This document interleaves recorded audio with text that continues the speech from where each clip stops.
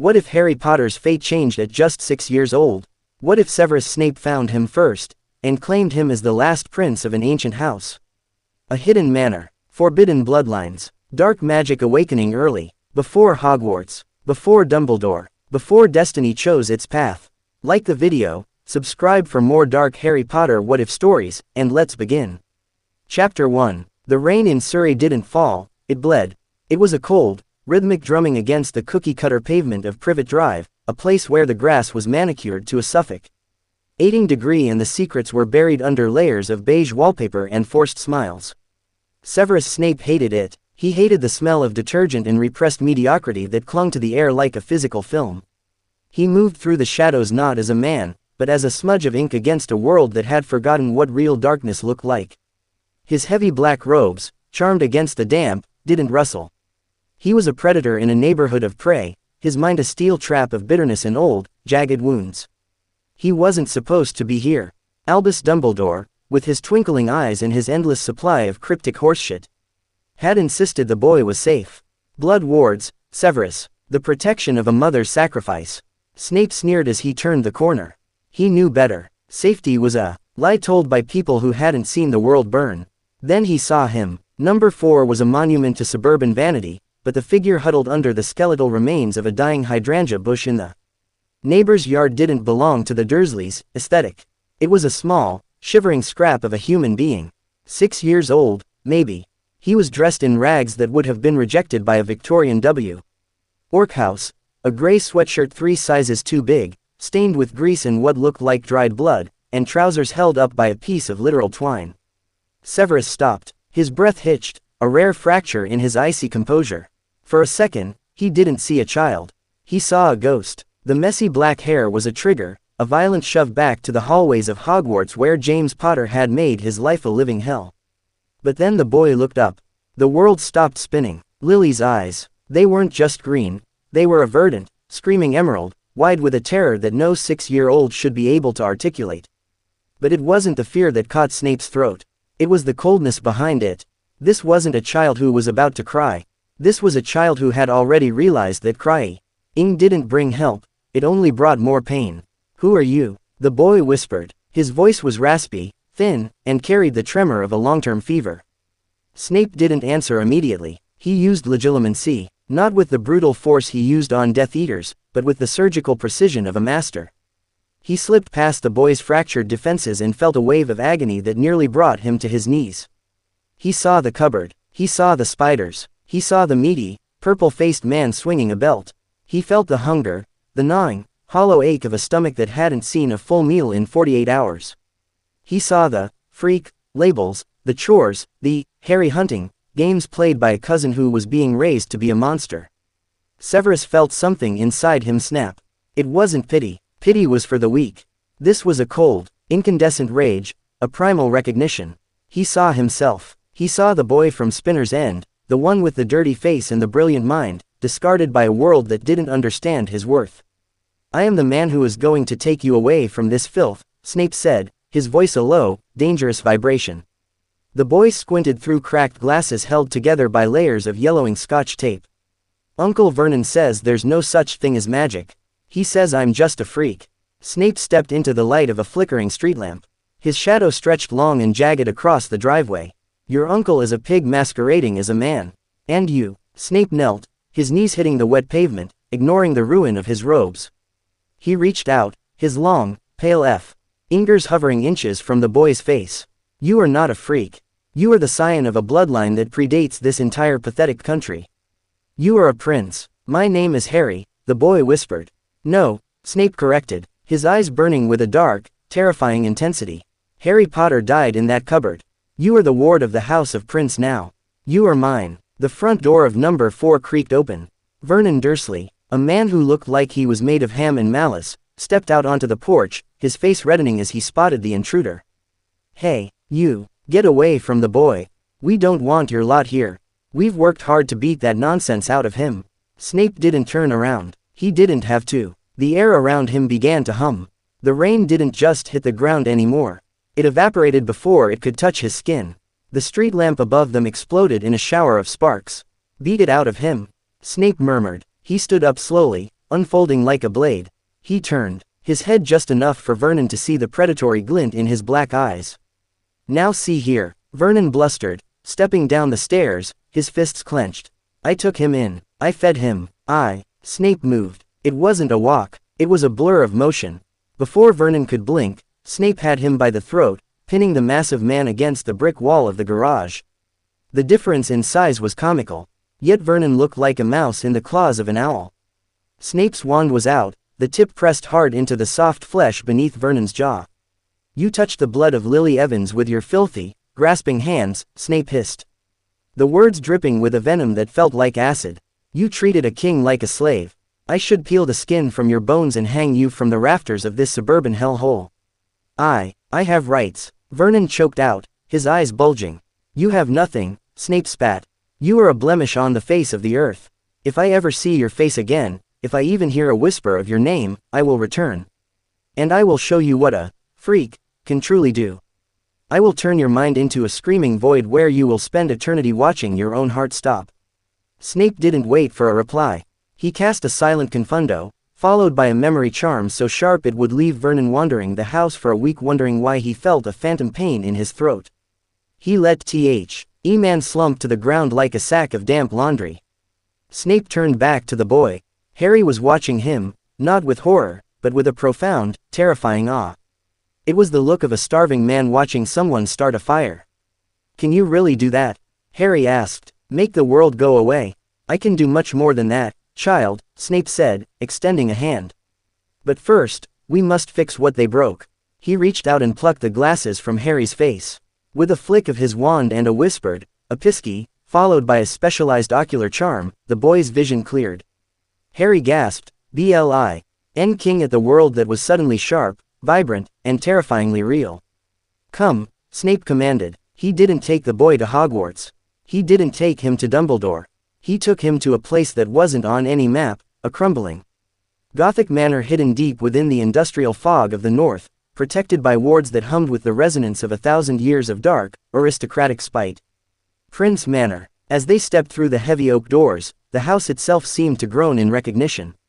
Dust motes danced in the moonlight that filtered through stained glass windows depicting scenes of ancient alchemy and forgotten wars. The air was thick with the scent of old parchment, dried herbs, and the heavy, metallic tang of dormant power. Snape led Harry into a massive hall. At the far end, a portrait of a stern woman with high cheekbones and eyes like flint watched them. Eileen Prince. She looked at her son, then at the broken child standing beside him. "Severus," the portrait voiced, its tone like dry leaves.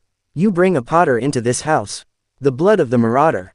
"He is not a Potter today, Mother," Snape replied, his voice echoing in the vast space. "He is the catalyst. He is the last of the line. The boy has been forged in the fire of Muggle cruelty. He has the eyes of the woman I loved and the soul of a man who has looked into the abyss and didn't blink." Snape turned to Harry. He looked at the scars on the boy's arms, the malnutrition evident in his bone structure, and the flickering, unstable magic that was currently lashing out in the boy's aura.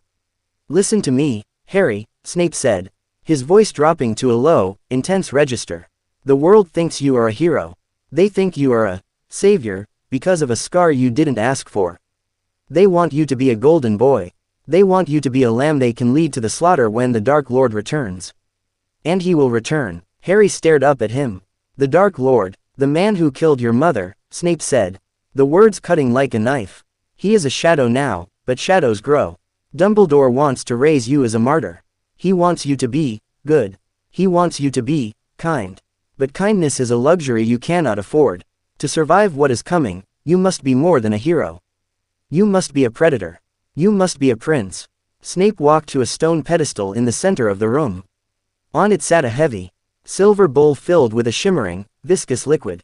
He sliced his own palm with a silver dagger, letting 3 drops of dark, thick blood fall into the basin. "Blood of the Father, freely given," Snape intoned. He looked at Harry. "Your blood is the blood of the Potter line, yes. Ancient, but soft, weakened by generations of light, magic. But the House of Prince is built on the foundations of the old ways. Alchemy, soul binding, the magic that lives in the marrow. If you accept this, Harry, you will no longer be just a boy. You will be my heir. You will be the weapon that breaks the cycle." Harry didn't hesitate. He stepped forward. The fear was gone, replaced by a cold, calculating resolve that shouldn't have existed in a child his age.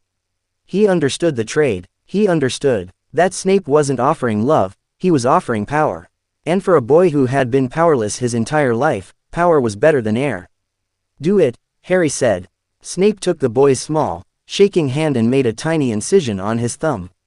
A single drop of emerald-tinged blood fell into the silver bowl. The liquid hissed. The air in the room turned freezing.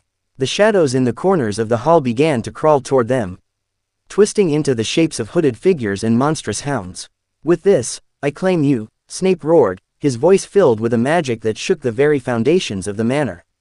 "From this day until your last breath, you are Hadrian Severus Prince. You will learn the arts that they fear. You will master the darkness that they shun. You will be the shadow that haunts the dreams of your enemies."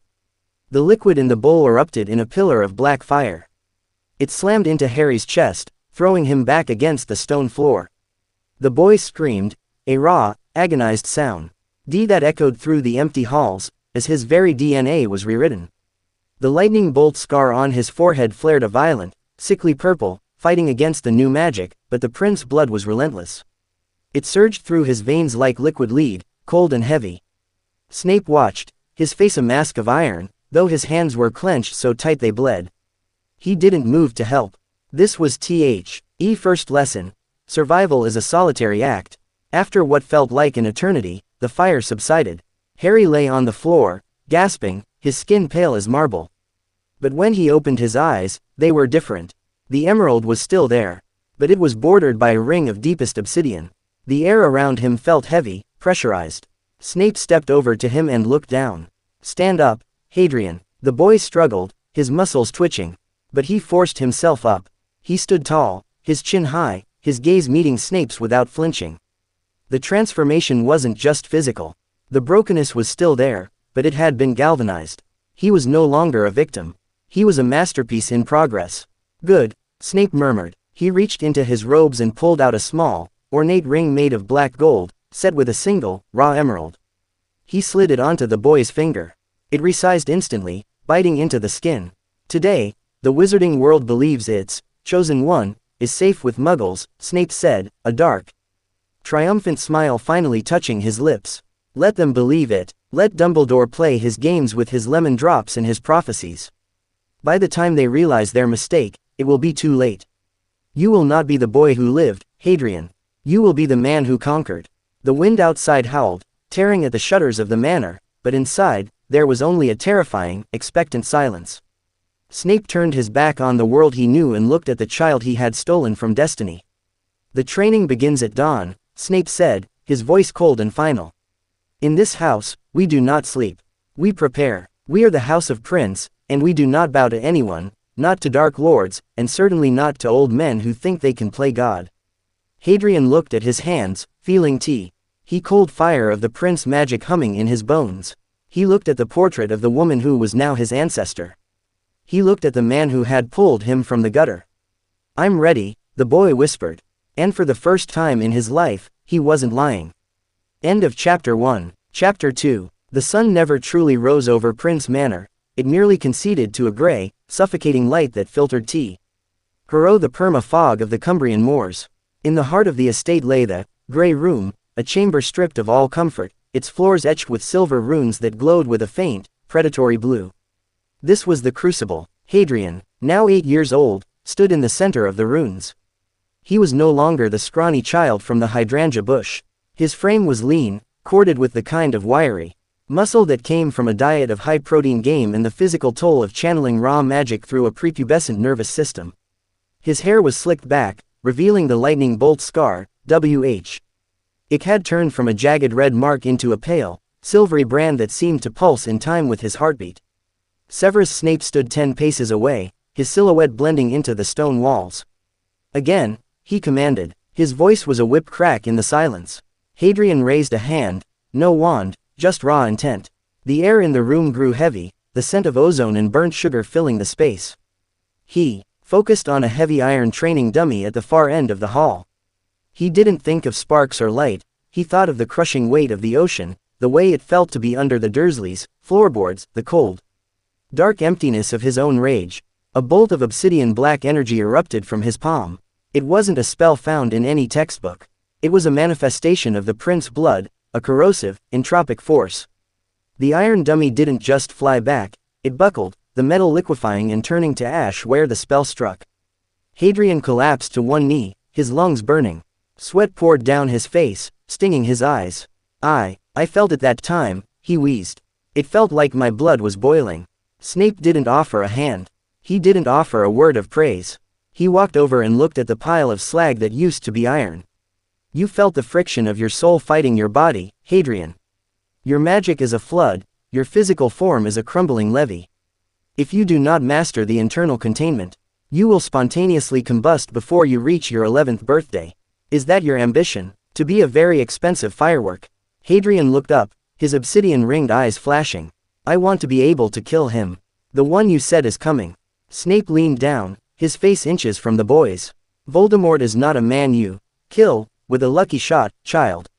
He is a master of the darkest corners of the universe. To defeat him, you must be able to walk through the fire and not feel the heat. You must be able to stand in the presence of absolute evil and recognize it as a peer, not a master. Snape straightened up, his robes billowing. The Potter blood in you wants to be loved. It wants to be part of a team. It wants the warmth of the sun. You must starve it. You are a prince. We thrive in the cold. We find our strength in the silence of the grave. He turned away. Go to the library. Study the Caro protocols on mental shielding. If I find a single crack in your occlumency when I probe your mind tonight, you will skip dinner for a week. And Hadrian, yes, father. The word, father, still tasted like iron in Hadrian's mouth, but it was the only title that fit the man who had reshaped his universe. The pain is your only honest teacher. Listen to what it tells you. The next 3 years were a blur of calculated agony and intellectual obsession. While others children were learning to ride bicycles or play tag, Hadrian was dissecting the corpses of magical creatures to understand the flow of mana through tissue. He was learning to read the intent of the air, sensing the ripples of magic before a spell was even cast. Snape was a relentless taskmaster. He didn't just teach Hadrian magic, he taught him the philosophy of power. He taught him that the arcane arts were merely a label used by the mediocre to describe magic that required a price they weren't willing to pay. The Ministry classifies magic based on fear, Snape told him during a midnight session in the Manor's potion lab. As they brewed a draft of living death that required a drop of their own spinal fluid. They fear the dark because they cannot control it. They cling to the light because it provides the illusion of safety. But the universe is not light, Hadrian. It is vast, cold, and dark. The stars are just temporary distractions. By age 10, Hadrian's occlumency was a fortress. His mind was no longer a collection of memories, it was a labyrinth of shadows where he kept his true self hidden behind layers of false personas. Even Snape, a master legilimens, found it increasingly difficult to find the boy behind the walls. But the world outside was starting to notice the silence. In a cluttered office at Hogwarts, Albus Dumbledore sat staring at a series of silver instruments that had stopped spinning years ago. The blood wards at Privet Drive had collapsed long ago, but his sources, the miserable squib Arabella Fig, had reported that the Dursleys still lived there. They just didn't have the boy. Dumbledore's brow was furrowed, his long fingers drumming on the desk. He had searched. He had sent Hagrid. He had sent members of the Order, but Harry Potter had vanished off the face of the earth. The boy was supposed to be the chosen one, the beacon of hope. Instead, he was a ghost. Where are you, Harry? Dumbledore whispered to the empty room. The answer came on a Tuesday morning, in the form of a single, black owl that didn't fly so much as materialize in the Great Hall during breakfast. It dropped a heavy, parchment envelope in front of the headmaster and vanished in a puff of smoke. The letter was written in a sharp, elegant hand that Dumbledore recognized instantly. Headmaster, the boy you abandoned to the wolves has been found. He has been reclaimed by his rightful kin. He is no longer a Potter. He is a prince. He will attend your school when the time comes, but do not mistake his presence for compliance. He does not belong to your light. He does not belong to your prophecy. He belongs to the shadows. SS. Dumbledore's heart sank. He looked toward the Slytherin table, where Severus Snape sat, his expression as unreadable as a stone monument. Snape didn't look at him. He was staring at the doors, as if waiting for a storm to break. Back at the manor, Hadrian stood on the balcony overlooking the moors. He held his own Hogwarts letter in his hand. He didn't feel excitement, he felt the weight of a mission. They will expect a hero, Hadrian said, his voice now dropping into a smooth, dangerous baritone as he hit his growth spurt early. Snape stepped up behind him, his presence a comforting weight of darkness. They will expect a boy they can mold. They will expect James Potter's son, arrogant, loud, and easily manipulated by a kind word and a Gryffindor tie. Snape placed a hand on Hadrian's shoulder. Show them nothing. Be the void. Let them see their own reflections in your eyes and let them be terrified by what they find. You are going there to recruit, to observe, and to prepare. Hogwarts is not a school for you, Hadrian. It is a hunting ground. Hadrian looked at the ring on his finger, the emerald glowing with a faint, malevolent light. He felt the prince magic humming in his veins, a cold, dark tide that was ready to drown the world. I won't fail you, Hadrian said. Don't fail yourself, Snape replied. The world is about to find out that the boy who lived is gone. And in his place, the prince has arrived. As the Hogwarts Express pulled into the station weeks later, the atmosphere changed. The air seemed to grow colder. The lights in the carriages flickered. The students felt a primal urge to step back, to clear a path. A boy stepped onto the platform. He was dressed in high-collared, black silk robes that screamed of old money and older secrets. His eyes were not the eyes of an 11-year-old, they were the eyes of an ancient soul that had seen the end of the world and found it wanting. Behind him walked Severus Snape, his hand resting on the boy's shoulder like a dark wing. The whispers started instantly. Is that him? Is that Harry Potter? Hadrian didn't look at them. He looked at the castle. The towers rising like jagged teeth against the moon. He felt the ancient wards of the school reach out to him, trying to recognize the Potter blood, but the prince magic surged, rebuffing the intrusion with a violent, invisible shock. Let the games begin, Hadrian whispered to the wind. End of Chapter 2. Chapter 3. The Great Hall of Hogwarts was a cathedral of wasted potential. To the average 11-year-old, the enchanted ceiling and floating candles were wonders of a magical age. To Hadrian Prince, they were garish distractions, a sensory smokescreen designed to make the sheep feel at home before the shearing began. He walked through the massive oak doors not with the wide-eyed wonder of a first year, but with the measured, predatory gait of a man walking into a room he already owned. Behind him, the crowd of students parted like the Red Sea. The whispers were a cacophony of idiocy. Look at his forehead, where's the scar? Is that really him? Why is he with Snape? Hadrian's expression remained a mask of polished marble. He wore his black silk robes with an effortless, aristocratic grace that made the other children look like they were laying dress up in their father's shirts. His eyes, those terrifying, obsidian-rimmed emeralds, scanned the high table. He saw them all. The stuttering wreck that was Quirrell, the feline sharpness of McGonagall, and in the center, the man who had traded his soul for a seat on a gilded throne. Albus Dumbledore didn't look like a grandfather. To Hadrian's magically tuned vision, the headmaster looked like a supernova wrapped in moth-eaten wool. The power radiating off the old man was staggering, but it was tainted by the cloying sweetness of 1,000 secrets. Snape took his place at the high table, his black eyes never leaving Hadrian. There was no nod, no sign of encouragement. There was only the silent command, begin. Professor McGonagall stepped forward, a roll of parchment trembling slightly in her hand. The sorting hat sat on its stool, its frayed brim twitching. When I call your name, you will step forward. You will be sorted into your houses. The list groaned on. Draco Malfoy was sent to Slytherin before the hat even touched his head, his smirk directed straight at Hadrian, a challenge from a boy who thought he knew what power looked like. Hermione Granger was sent to Gryffindor, her face a mask of panicked intellect. Ronald Weasley followed, looking like he wanted to be anywhere else. Then, the air in the hall seemed to thin. Prince Hadrian. The silence that followed was absolute. Not Potter. The name change was a physical blow to the faculty. Dumbledore leaned forward, his half-moon spectacles glinting. Hadrian stepped forward. Every eye in the hall was awake. But he moved through the pressure as if it were a summer breeze. He sat on the stool and allowed McGonagall to drop the foul-smelling parchment hat over his eyes. Darkness. And then, ice in his mind that sounded like 1,000 years of rust. Well, what have we here? A mind of steel and a heart of ice. I haven't seen walls like these since never. You aren't a boy, are you? You're a siege engine. Sort me, Hadrian thought, his mental voice as sharp as a scalpel. And be careful where you look. My father doesn't like intruders. Father. Ah, Severus. Yes, I see his handiwork. The prince's blood has swallowed the Potter spark whole. You have the ambition of a Slytherin, yes. The intellect of a Ravenclaw. The loyalty of a Hufflepuff, but only to one man. And the courage of a Gryffindor. No. You don't have courage. You have certainty. You don't fear death because you've already mastered it. The hat shivered on his head.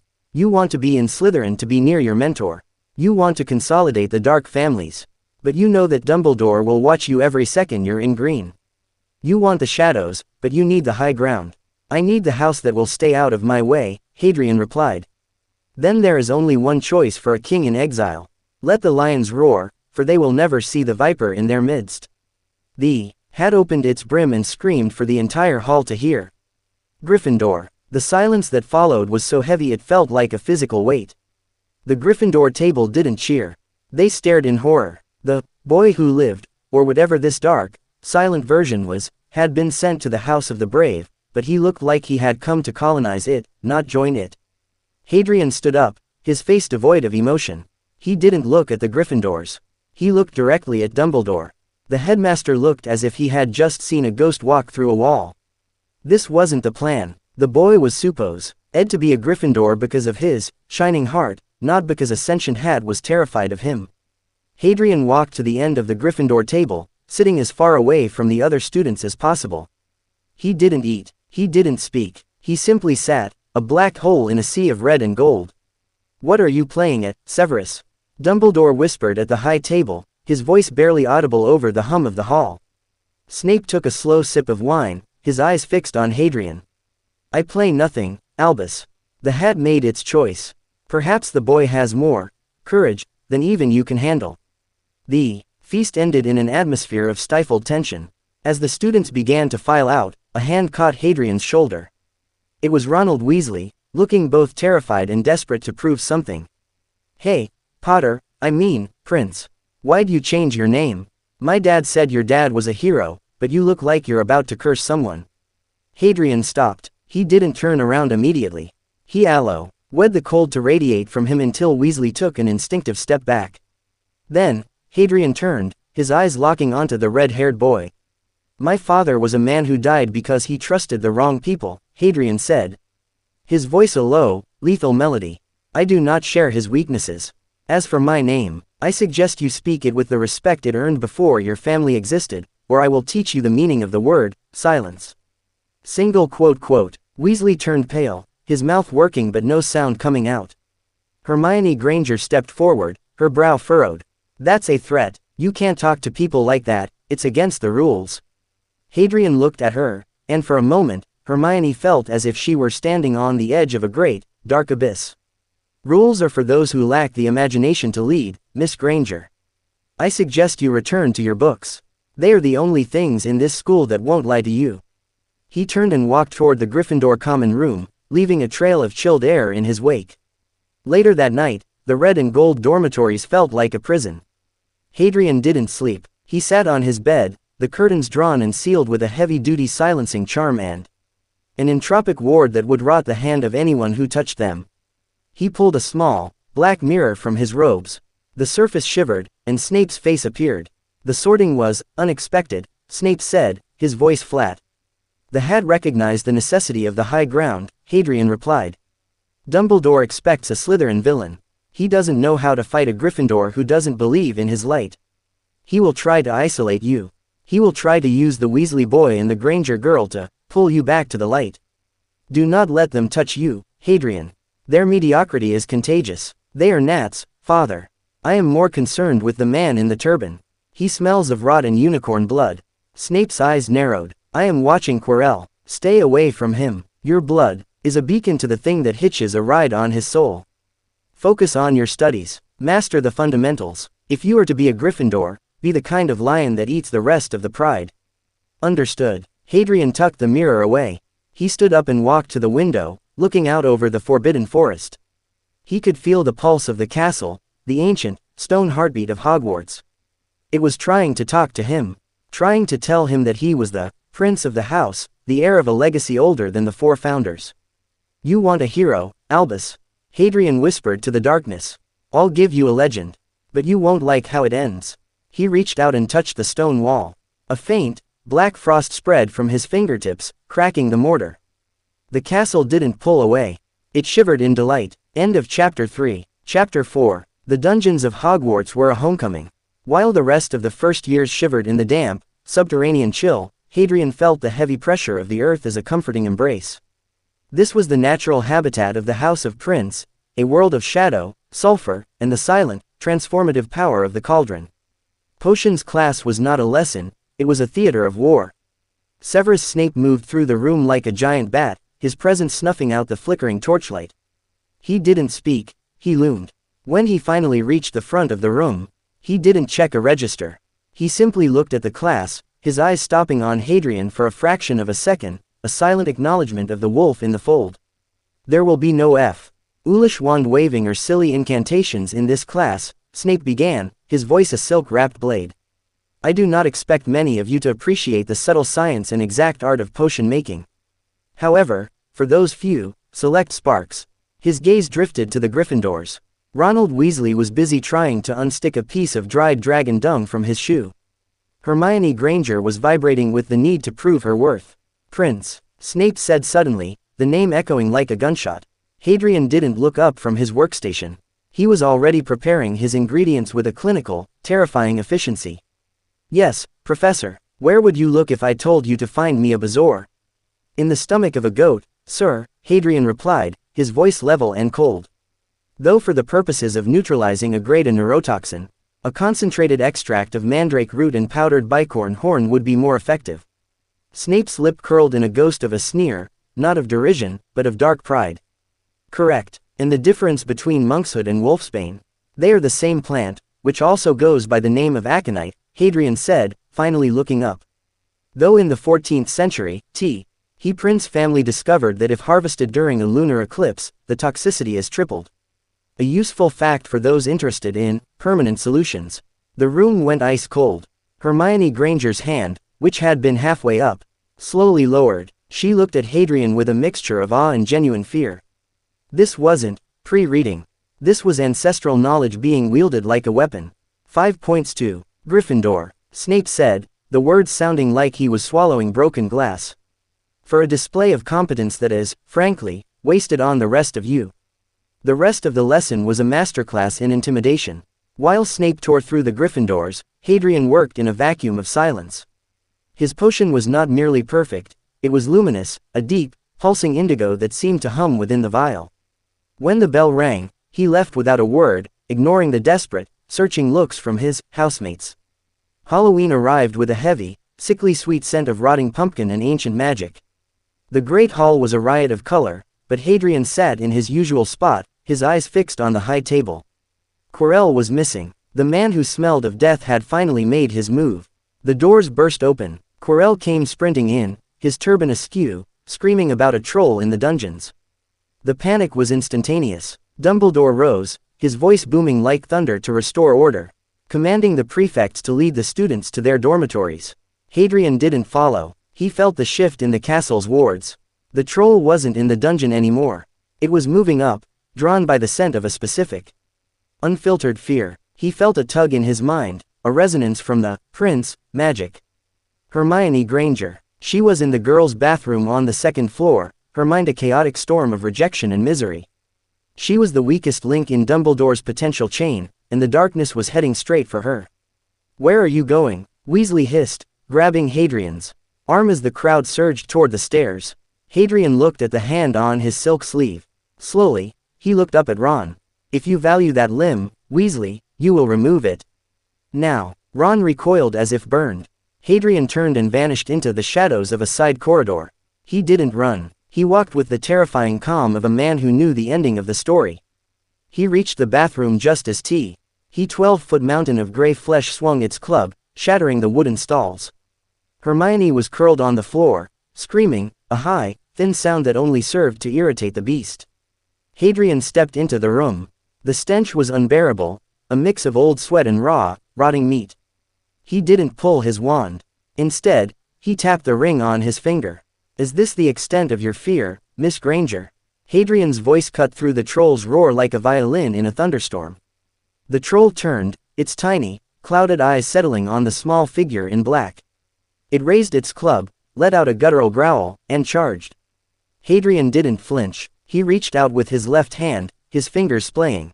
The silver runes on the bathroom floor, hidden beneath the grime, began to glow with a sickly purple light.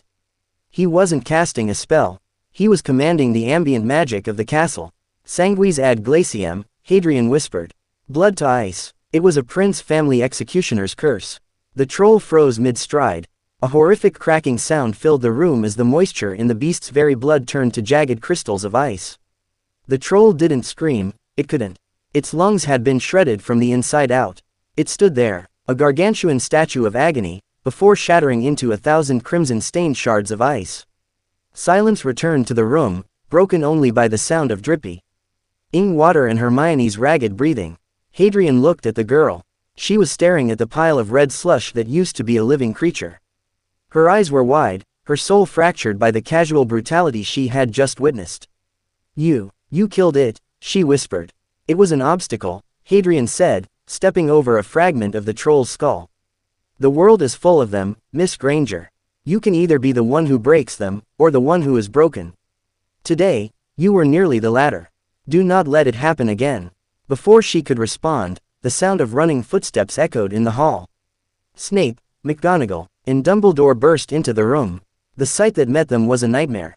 The room was destroyed, and in the center stood Hadrian Prince, his robes pristine, his face impassive. And a sobbing Hermione Granger at his feet. Severus, McGonagall gasped, clutching her chest. What happened here? Snape's eyes swept the room, landing on the crystalline remains. His jaw tightened. He knew that magic. He had taught it. The troll is dealt with, Minerva, Snape said, his voice unusually strained. Dumbledore didn't look at the troll. He looked at Hadrian. The headmaster's eyes weren't twinkling. They were hard, cold, and deeply, deeply concerned. Hadrian, a simple, Wingardium Leviosa, would have sufficed to disarm the creature. This is excessive. Hadrian met the headmaster's gaze. He felt the old man's legitimacy probe his outer shields like a battering ram. Hadrian didn't push back, he simply turned his mind into a mirror, reflecting Dumbledore's own fear back at him. Efficiency is never excessive, Headmaster, Hadrian said. The girl is alive, the threat is neutralized. If you prefer your heroes to be more aesthetic, perhaps you should have arrived sooner. The tension in the room was a physical weight. McGonagall began to usher Hermione away, the girl still in a state of shock. Snape remained, standing like a dark sentinel between Hadrian and Dumbledore. Go to your dormitory, Hadrian, Dumbledore said softly. We will speak of this later. I look forward to it, Hadrian replied, his voice dripping with a polite, lethal irony. Weeks passed. The incident was hushed up, but the legend of Hadrian Prince grew in the shadows. He was no longer just a scion of a dark house, he was a force of nature. One night, shortly before the winter holidays, Hadrian received a note. It wasn't a command, it was an invitation. The mirror arised as a curious thing, Hadrian. It shows us nothing more or less than the deepest, most desperate desire of our hearts. I think you should see it. Hadrian found the mirror in a dusty, abandoned classroom on the 4th floor. It was a massive, ornate thing, its frame carved with ancient runes. Dumbledore was already there, sitting on a wooden stool in the shadows. Do you know what it shows, Hadrian? Dumbledore asked, his voice echoing in the cold room.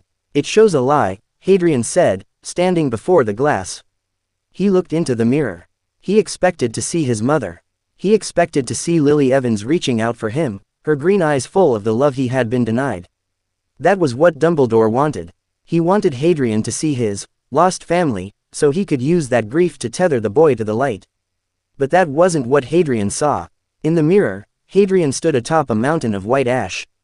He was older, his hair long and silver-streaked, his eyes burning with an unholy, primordial light. In his hand, he held a staff of elder wood, and at his feet, the kings of the world lay prostrate. He didn't see his mother. He saw himself, whole, absolute, and undisputed. He saw the world rendered into a shape that finally made sense.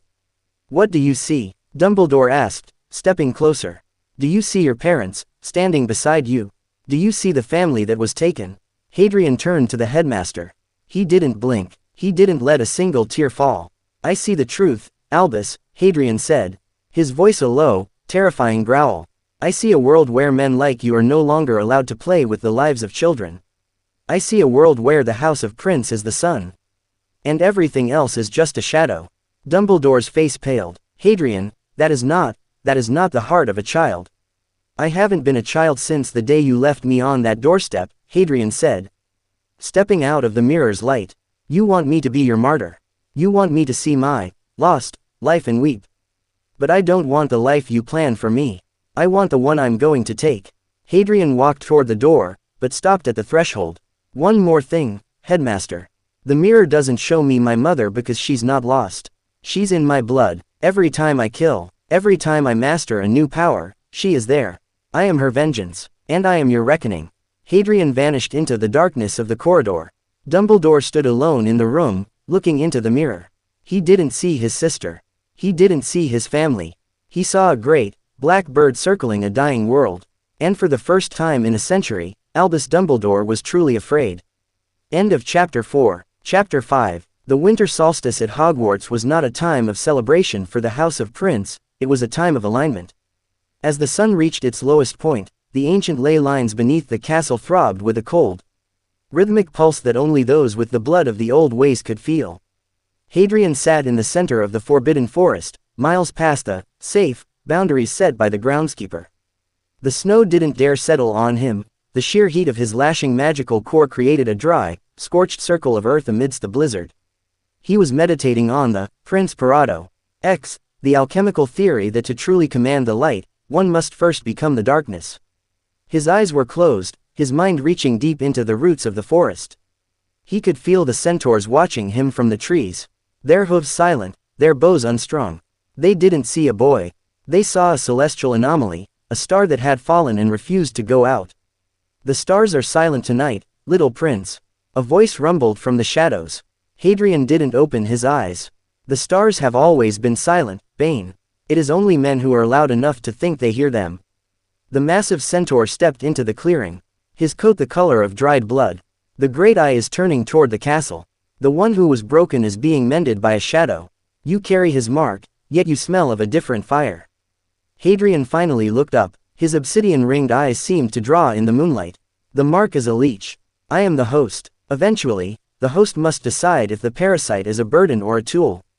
Be careful, Scion of the North, Bane warned, his tail twitching. The forest remembers the last time a prince walked these paths. The earth still bears the scars. Hadrian stood, the snow hissing as it finally touched his boots. The earth will have to get used to it. I am not here to walk paths. I am here to forge them. He returned to the castle as the clock struck midnight. He didn't head for the Gryffindor Tower. He moved toward the library's restricted section, his ring pulsing a steady, rhythmic green. The wards of the library, ancient and formidable, didn't just allow him passage, they bowed. To the magic of the castle, Hadrian was a familiar frequency, a ghost of the founder's own uncompromising ambition. He found the book he was looking for, the Marrow of the Soul. It wasn't a book of spells. It was a diary of the first prince, a man who had served as the personal alchemist to Salazar Slytherin. As he turned the vellum pages, a scrap of parchment fell out. It was a map, but not of the halls. It was a map of the veins, the hidden conduits through which the castle's sentient magic flowed. One vein led directly to the girls' bathroom on the second floor, the site of the troll's execution. You are searching for the source, aren't you? Hadrian froze. He didn't reach for his wand, he expanded his senses. The air behind him was cold, unnaturally so. He turned to see the Grey Lady, the ghost of Ravenclaw, floating inches from the ground. Her face was a mask of eternal sorrow. The source is irrelevant, Hadrian said. The application of the source is everything. You have his eyes, the ghost whispered, her voice like wind through a tomb. Not the father's, the mother's, but there is a rot in your forehead, little prince. A piece of a soul that does not belong to you. It is screaming. Can you hear it? Hadrian's hand went instinctively to his scar. It hadn't just been a mark tonight, it had been a dull, throbbing ache. I hear many things, lady. Most of them are lies. It is a horcrux, she hissed, the word causing the candles in the library to flare a violent violet. A tether. He cannot die while you live. And you cannot truly live while he remains within you. You are his anchor. You are his masterpiece. Hadrian's expression didn't change, but inside, his mind was a whirlwind of cold calculation. A piece of Voldemort's soul. He wasn't just the chosen one. He was a vessel for the enemy. Dumbledore had to know. The old man hadn't been protecting him, he had been farming him. Waiting for the right moment to cull the crop. Thank you for the clarity, Hadrian said, his voice dropping to a whisper that made the ghost shiver. He left the library and headed for the dungeons. He didn't knock on Snape's door, he blew it off its hinges with a silent flick of his wrist. Snape was standing over a cauldron, his face illuminated by a sickly green flame. He didn't look surprised. He looked weary. He looked like a man who had been waiting for this conversation for a decade. You knew, Hadrian said, the words falling like lead weights. Snape set down his stirring rod. I suspected. The resonance was too high. The connection too vivid. You let me believe I was a prince so I would have the strength to kill myself when the time came. Hadrian stepped into the light, his magic lashing out, cracking the vials on the shelves. You played the role of the father to ensure the sacrifice went willingly to the altar. Snape moved then, a blur of black wool. He grabbed Hadrian by the shoulders, his grip like iron. Look at me. I gave you the prince name because it was the only shield thick enough to protect you from Dumbledore's greater good. I taught you the old ways so you could find a third path. Not the martyr, not the monster, the master. The master of what, Severus? A fragment of a dead man's soul. The master of life and death. Snape roared, his eyes wild. The prince alchemists didn't just turn lead to gold. They turned spirit into substance. If the soul is a tether, we will cut it. If the scar is a door, we will lock it. But you must trust the process. Hadrian shoved Snape back, his breathing ragged. The scar on his forehead began to bleed, thick, black ichor that smelled of ozone and rot. The process is failing. I can feel him. He's in the castle. He's drinking the blood of the innocent to sustain a body of smoke. Quirrell, Snape spat. He is close. The stone is his goal. Dumbledore has set a trap, using the stone as bait. He expects you to run into the fire, Hadrian. He expects the brave Gryffindor to play his part. Hadrian wiped the black blood from his face. He looked at the smear on his hand and felt a sudden, terrifying surge of clarity. He didn't feel like a victim. He felt like a predator who had finally found the scent. Let him have his trap, Hadrian said, a dark, jagged smile spreading across his face. Dumbledore wants a hero. Voldemort wants a body. I want the stone. And I will burn this castle to the ground before I let either of them have what is mine. Hadrian, wait. But the boy was gone, a smudge of ink in the darkness. Hadrian didn't go to the third-floor corridor. He went to the Great Hall. It was empty, the enchanted ceiling showing a sky of heavy, black clouds. He stood in the center of the hall and slammed his fist into the stone floor. Hogwarts, he bellowed, his voice amplified by a sonorous charm that shook the stained glass. Listen to the blood. The castle groaned. The walls shifted. The floor beneath him began to spiral downward, revealing a hidden staircase that hadn't been opened in centuries. It wasn't the Chamber of Secrets, it was something older. The Athanor, the heart of the castle's alchemical furnace. He descended into the heat. The air was thick with the smell of molten gold and ancient earth. At the bottom, he found a chamber of pure white quartz. In the center, suspended in a field of static electricity, was the Philosopher's Stone. It wasn't a red rock, it was a pulsing, crystalline heart, the size of a fist. But it wasn't alone. Quirrell was there, his turban removed, revealing the hideous, serpentine face protruding from the back of his skull. The eyes of the Dark Lord snapped open, locking onto Hadrian. The boy, the voice hissed, a sound of dry scales on stone. The vessel, come to me, Harry Potter. The name is Prince, Hadrian said, his wand finally in his hand, a sliver of black hue that seemed to drink the light. And you are a squatter in a house that no longer recognizes your authority. Give me the stone, Voldemort commanded, and I will give you the world. I will give you your mother. My mother is dead, Hadrian said, stepping into the circle of light. And the world, I'm going to take that myself. I don't need a ghost to hand it to me. Hadrian didn't cast a stunning spell. He didn't cast an Expelliarmus. He reached deep into the prince magic, into the entropic fire he had mastered in the Grey Room. He pointed his wand not at Quirrell, but at the stone itself. You want to live forever. Hadrian's voice was a lethal whisper. Then experience the eternity of the void. Quote, a beam of pure, absolute blackness erupted from his wand. It hit the stone, and for a second, the world went silent. Then, the stone began to scream. It didn't break, it inverted. The life-giving energy of the Philosopher's Stone was violently converted into its opposite. The blast threw Quirrell back against the quartz walls. Voldemort's face shrieked in agony as the reflected energy tore at the Horcrux in Hadrian's head. Hadrian fell to his knees, his vision exploding in white light. He felt the piece of Voldemort's soul being ripped, not out of him, but into the void he had created. He was no longer an anchor. He was a black hole. No, Voldemort screamed as his spirit was sucked away from Quirrell's dying body, pulled toward the entropic stone. But Hadrian wasn't done. With a roar of pure, unadulterated willpower, he grabbed the stone with his bare hands. The heat was enough to melt bone, but he didn't let go. He channeled every ounce of the prince's blood, every bit of the rage and the cold and the darkness, and he crushed it. The stone shattered. The explosion of energy leveled the chamber, sending a shockwave through the castle had knocked every student out of their bed and shattered every window in the great hall. When the dust settled, Quirrell was a pile of ash. The spirit of Voldemort was a tattered, wailing shadow that fled into the dark, its power broken. Its connection to the stone severed forever. Hadrian lay in the center of the white quartz, his hands charred black, his forehead clear. The scar was gone. In its place was a faint, white line, a closed door.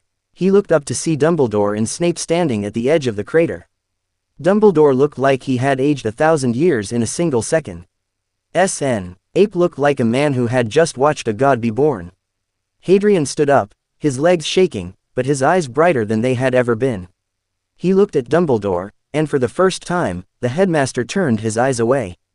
"The stone is gone, Albus," Hadrian said, his voice echoing in the ruined chamber. "The Horcrux is dead, the Dark Lord is a ghost." He stepped toward them, his charred hands beginning to heal with a speed that was unnatural, the prince magic already knitting the flesh back together. "The game is over," Hadrian said. "From now on, the rules are mine." He walked past them, out of the darkness and into the moonlight. The House of Prince had not just survived the winter, it had claimed the throne. End of Chapter 5. Chapter 6. The summer after the destruction of the Philosopher's Stone was not spent in the sun. Hadrian spent it in the bowels of Prince Manor, submerged in a sensory deprivation tank filled with a solution of mercury and dragon's blood. He was rebuilding the architecture of his soul. The void left by the Horcrux had been a vacuum, and if he didn't fill it with his own essence, the universe would fill it with something far worse. Severus Snape watched from the observation deck, his fingers tracing the edge of a heavy, leather-bound grimoire. He looked older. The events at the end of the term had sent tremors through the ministry, but Dumbledore had managed to keep the truth buried under a landslide of unfortunate accidents and structural failures. But the truth didn't care about PR. The truth was that a 12-year-old boy had unmade the greatest alchemical achievement in history just to prove a point. "He is oscillating, Severus," the portrait of Eileen Prince murmured from the wall. "The frequency of his magic is reaching a tch that the manor's wards can barely contain. He is no longer a prince. He is becoming something primal. He is becoming what he needs to be," Snape replied, his voice a rasp. "The world is a cold place, Mother. He is simply matching its temperature." When Hadrian finally emerged from the tank, his skin was translucent, tracing the blue fire of his veins. He didn't look like a child. He looked like an ancient statue carved from moonlight and spite. His first act of the new term at Hogwarts wasn't to attend the feast. It was to claim the Great Hall. He walked into the hall midway through Dumbledore's welcoming speech. The doors didn't just open, they were blasted off their hinges by a silent, invisible shockwave. Hadrian walked down the center aisle, his black silk robes trailing like a funeral shroud. The chatter died instantly. Even the ghosts, nearly headless Nick, the fat friar, retreated into the walls as he passed. He didn't go to the Gryffindor table. He stopped at the center of the hall, directly in front of the high table. He looked at Dumbledore, who sat with his hands steepled, his eyes devoid of their usual twinkle. "The headmaster was just telling us about the importance of unity and following the path," Hadrian said, his voice amplified without a spell, echoing with a metallic, vibrating quality. "But unity is the refuge of the weak, and paths are for those who are too afraid to fly." "Hadrian," Dumbledore said, his voice a low warning. "Sit down. This is not the time." "This is exactly the time, Albus," Hadrian replied. He turned to the student body. Last year, you were told a story. You were told that the golden boy saved you from a monster. But the truth is, the monster was invited into this school by the man you trust. And the boy who saved you, he didn't do it for you. He did it because he found the monster's leash and snapped it. Hadrian raised his hand. The ring on his finger flared with a blinding, emerald light. Suddenly, the flags of the 4 houses, the lion, the snake, the eagle, the badger, ignited.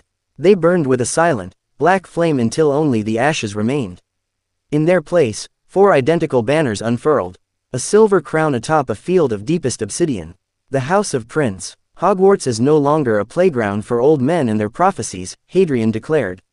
It is a forge. You can either be the hammer, or you can be the anvil. Choose now. He sat down at the Gryffindor table, which was now a desert of empty seats. No one dared sit within 10 feet of him. The following weeks were a reign of terror. Hadrian didn't attend classes. He didn't have to. He was seen in the corridors, his presence causing the stone walls to weep black water. He spent his time in the library, but not in the rest. Ricted section. He was in the foundations. He was looking for the chamber. Not because he believed in Slytherins, purity, nonsense, but because he wanted the weapon. The first attack happened on a Tuesday. Mrs. Norris, the caretaker's cat, was found hanging from a torch bracket, not petrified, but inverted, her organs on the outside, her skin inside out, yet still somehow, impossibly, alive. On the wall above her, written in a substance that smelled of sulfur and ancient blood, were the words, "The last prince has opened the gate. Beware the wake." "I didn't do it," Hadrian told Snape in the dungeons that night. He was staring into a pensieve, watching the memory of the cat. "I know you didn't," Snape said, his wand out, tracing a diagnostic spell over the memory. "This isn't your signature. Yours is entropic, cold. This is biological. This is the work of a parasite. A memory trying to become a man." "Tom Riddle," Hadrian whispered. "The diary," Snape realized. "Lucius Malfoy. He must have slipped it to the Weasley girl at the bookshop. He's trying to discredit the school, to remove Dumbledore. He's playing checkers in a world of 3D chess." Hadrian stood up, his eyes glowing. "Riddle is using the girl to drain the castle's life force. He thinks he's the heir. He thinks the basilisk will obey him because of his blood. It will," Snape warned. "Parseltongue is a genetic lock, Hadrian. You don't have it." Quote, "I don't need a key when I can melt the door," Hadrian replied. The attacks escalated. Colin Creevey was found fused into a stone pillar. Justin Finch Fletzy, H. Lay was found with his shadow torn from his body. The school was on the verge of collapse. Dumbledore was suspended by the Board of Governors, led by a smug Lucius Malfoy. As Dumbledore walked out of the Great Hall, he stopped beside Hadrian. "You could have stopped this, Hadrian. You have the power. Why do you let them suffer?" "Because suffering is the only thing that will make them listen," Hadrian said, not looking up from his book. "You taught them to be sheep, Albus. You can't blame the wolf for the harvest." With the headmaster gone, the castle felt different. The wards were failing. The air was thick with the scent of wet scales and ozone. One night, Hadrian felt the shift. The girl, Ginny Weasley, was gone. Taken into the depths. He didn't call for the teachers. He didn't call for Snape. He walked to the second-floor bathroom. Moaning Myrtle was screaming, her ghostly form flickering. Hadrian ignored her. He walked to the sink with the snake etched on the tap. He didn't speak Parseltongue. He placed his hand on the cold porcelain and closed his eyes. "I am the master of this house," Hadrian whispered into the stone. "Open, or I will grind you to dust." The sink didn't slide away. It shattered. The pipes beneath groaned as Hadrian forced the mechanism with raw, telekinetic pressure. He stepped into the dark hole, descending into the abyss. At the bottom, he found a tunnel of bones. He walked through the darkness, his ring providing the only light. He reached the massive, circular door with the 7 snakes. Again, he didn't speak. He reached out and grabbed the nearest stone snake, his hand turning black as he channeled the entropic fire. The snake withered, the stone turning to sand. The door collapsed. He entered the Chamber of Secrets. It was a cathedral of green light and stagnant water. At the far end, beneath the colossal statue of Salazar Slytherin, lay Ginny Weasley, her life force a faint, flickering candle. Standing over her was a handsome, pale teenager with eyes like glowing coals. "Tom Riddle." "The prince," Riddle said, his voice a smooth, hollow echo. "The boy who destroyed the stone. I've been waiting for you. You are an anomaly. You shouldn't exist. And you are a diary that's overstayed its welcome, Hadrian said, his wand held loosely at his side. I am the greatest sorcerer the world has ever seen. Riddle screamed, his form flickering between solid and shadow. I am the heir of Slytherin. And you are just a mistake made by a half-blood potions master. Riddle turned to the statue. Speak to me, Slytherin, greatest of the Hogwarts Four. The mouth of the statue opened. With a sound like grinding tectonic plates, the King of Serpents slithered out. The basilisk was 60 feet of emerald scales and death. Its eyes, the size of dinner plates, glowed with a lethal, yellow light. Kill him, Riddle commanded. Hadrian didn't close his eyes. He didn't look away. As the basilisk's gaze locked onto his, massive explosion of black energy erupted from Hadrian's forehead. The prince magic, combined with the vacuum left by the Horcrux, created a dead zone around him. The basilisk's death stare hit the zone and shattered like glass. The snake hissed in confusion, its head swaying. Hadrian stepped forward. You call yourself a king? He asked the snake, his voice booming in the chamber. You are a pet, a relic of a man who died in a basement. Hadrian raised both hands. The water in the chamber began to rise, swirling around him in a violent vortex. He wasn't using a water-making spell. He was manipulating the molecular structure of the moisture in the air. Sanguis ad ferrum, Hadrian roared. Blood to iron. The water didn't freeze. It solidified into thousands of razor-sharp, iron spikes. With a flick of his wrists, Hadrian sent the iron storm into the basilisk. The snake shrieked as its scales were shredded, its body pinned to the stone floor by a forest of metal. No, Riddle screamed, his form losing cohesion. Hadrian walked up to the pinned, dying serpent. He looked it in the eye. The yellow light was fading, replaced by a reflection of Hadrian's own obsidian darkness. He ached out and plunged his hand into the snake's open wound, his fingers closing around a massive, venom-dripping fang. With a grunt of effort, he ripped the fang from the beast's jaw.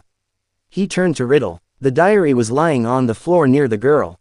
You wanted to be immortal, Tom, Hadrian said, his voice cold and final. But immortality is just a longer way to die. He slammed the basilisk fang into the center of the diary. An unearthly, soul-shredding scream erupted from Riddle's mouth.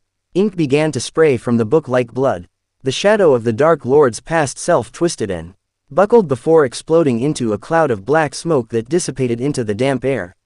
Hadrian stood over the unconscious girl, the basilisk fang still in his hand, his robe soaked in the blood of a king. He looked up at the statue of Slytherin. The chamber is mine now, Hadrian whispered. He didn't save the girl because it was the right thing to do. He saved her because the Weasleys owed him a debt now. And in the world Hadrian was building, debts were the only currency that mattered. He picked up the girl and walked out of the darkness. As he reached the Great Hall, he found the faculty gathered, Snape at the front. Hadrian dropped the bloody basilisk fang on the floor at Snape's feet. The heir is dead, Hadrian said, his eyes burning with a terrifying, new light. Long live the prince. End of Chapter 6. Chapter 7. The atmosphere at Hogwarts had shifted from a school to a fortress under siege. The summer had been a political bloodbath. Lucius Malfoy had been ousted from the board. But Dumbledore's return was hollow. He was a king ruling over a kingdom that had already pledged its silent fealty to another. Hadrian Prince spent the months in the shadows of the Chamber of Secrets, which he had repurposed into a private sanctum. The air down there was thick with the scent of ancient stone and the metallic tang of the basilisk's preserved carcass, which Hadrian was slow harvesting for rare alchemical components. But as the third year began, a new coldness arrived. It wasn't the refined, intellectual cold of the House of Prince, it was a rotting, parasitic chill.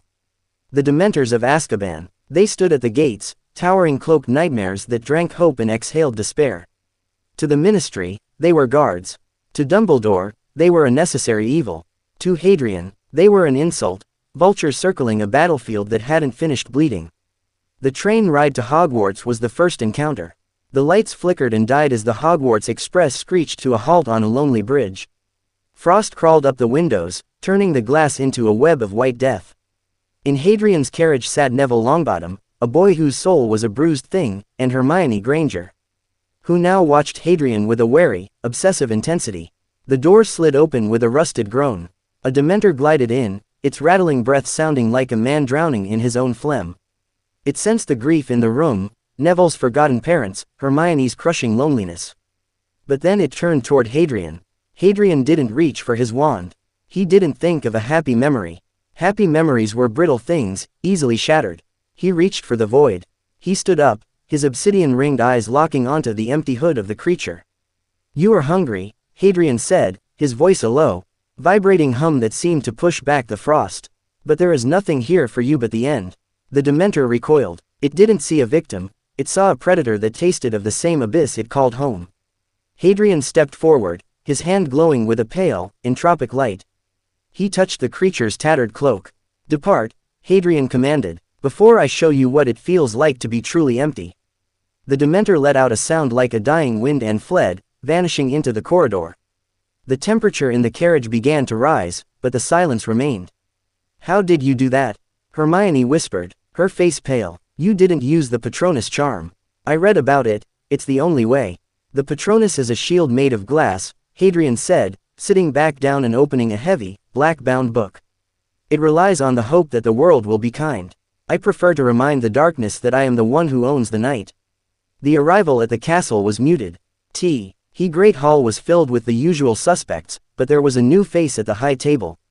Remus Lupin. He looked ragged, his robes patched, his eyes carrying the weight of 1,000 full moons.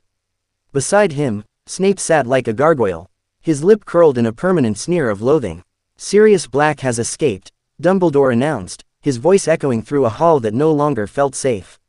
"He is a dangerous man. A servant of the Dark Lord. The Dementors are here for your protection."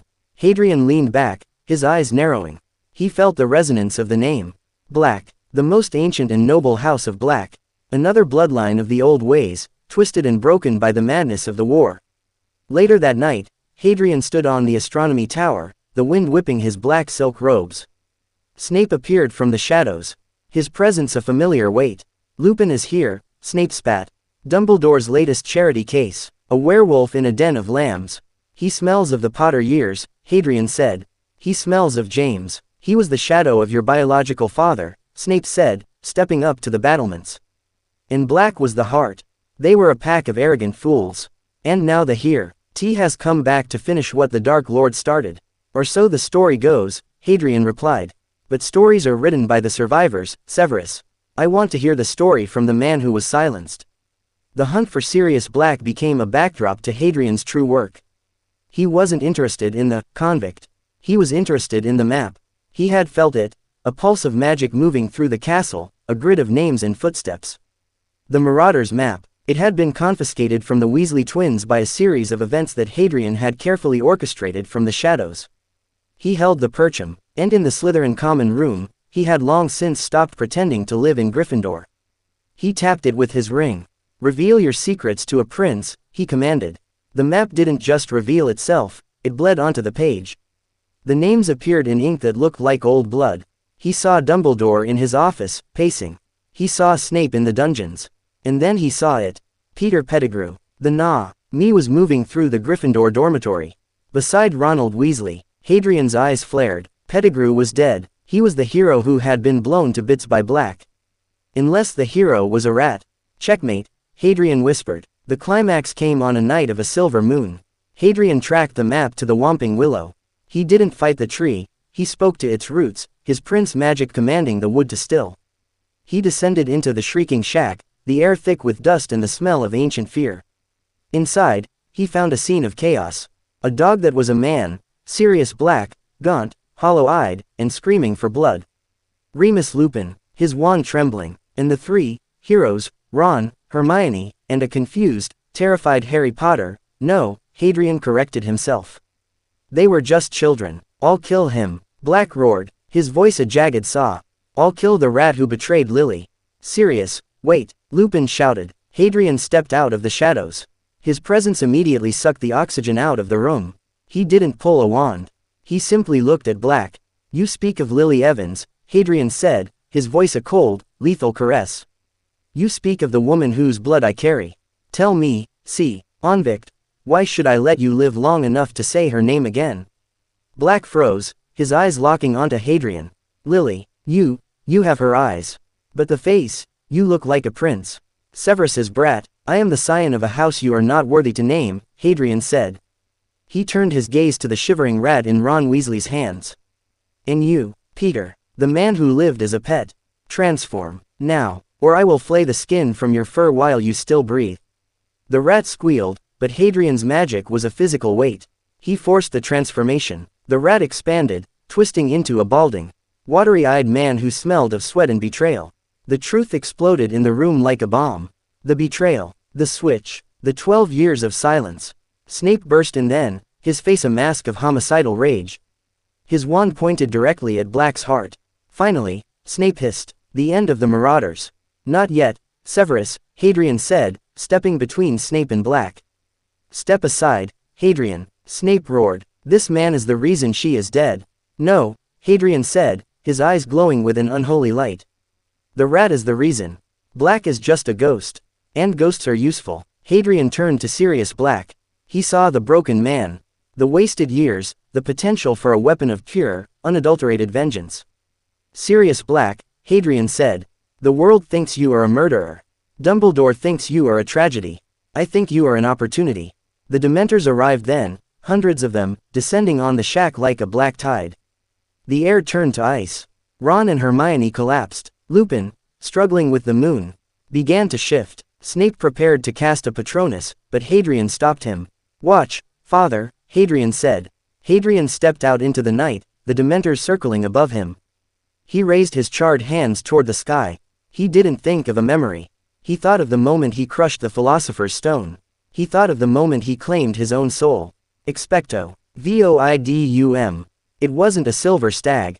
It was a massive, winged shadow, a Dementor king made of pure, white-hot entropic fire. It didn't drive the Dementors away, it consumed them. The Dementors icked as they were pulled into the light, their cold essence being devoured by Hadrian's manifest will. The sky cleared. The moon shone bright. Hadrian stood in the silence, his robe smoking. He turned to Sirius Black, who was staring at him in absolute terror. "The Dementors will tell the Ministry you escaped," Hadrian said. "You will go to the manor. You will heal. And then, you will show me how a Black truly hunts." Sirius looked at Snape, then at the boy who had just eaten the darkness. "Who are you?" "I am the ending of the old world, Sirius," Hadrian said. "And the beginning of mine." End of Chapter 7. Chapter 8. The fourth year at Hogwarts did not begin with the usual childish anticipation. It began with the smell of scorched earth and the arrival of a storm that refused to break. The Triwizard tournament, a relic of a bloodier age, had been revived by a ministry desperate for a distraction and a headmaster desperate to see if his chosen one still had a soul worth saving. Hadrian Prince sat at the end of the Gryffindor table, though the red and gold felt like a mocking costume. Across the hall, the students of Durmstrang moved with military precision, their fur-lined cloaks smelling of northern pines and dark arts.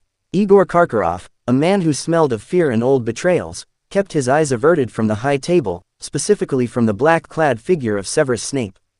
But it was the Durmstrang champion, Viktor Krum, who watched Hadrian with a stolid, professional interest. Krum didn't see a boy, he saw a threat.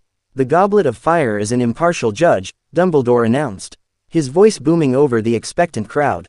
The massive wooden chalice sat in the center of the hall, dancing with blue-white flames that cast long, flickering shadows against the stone walls.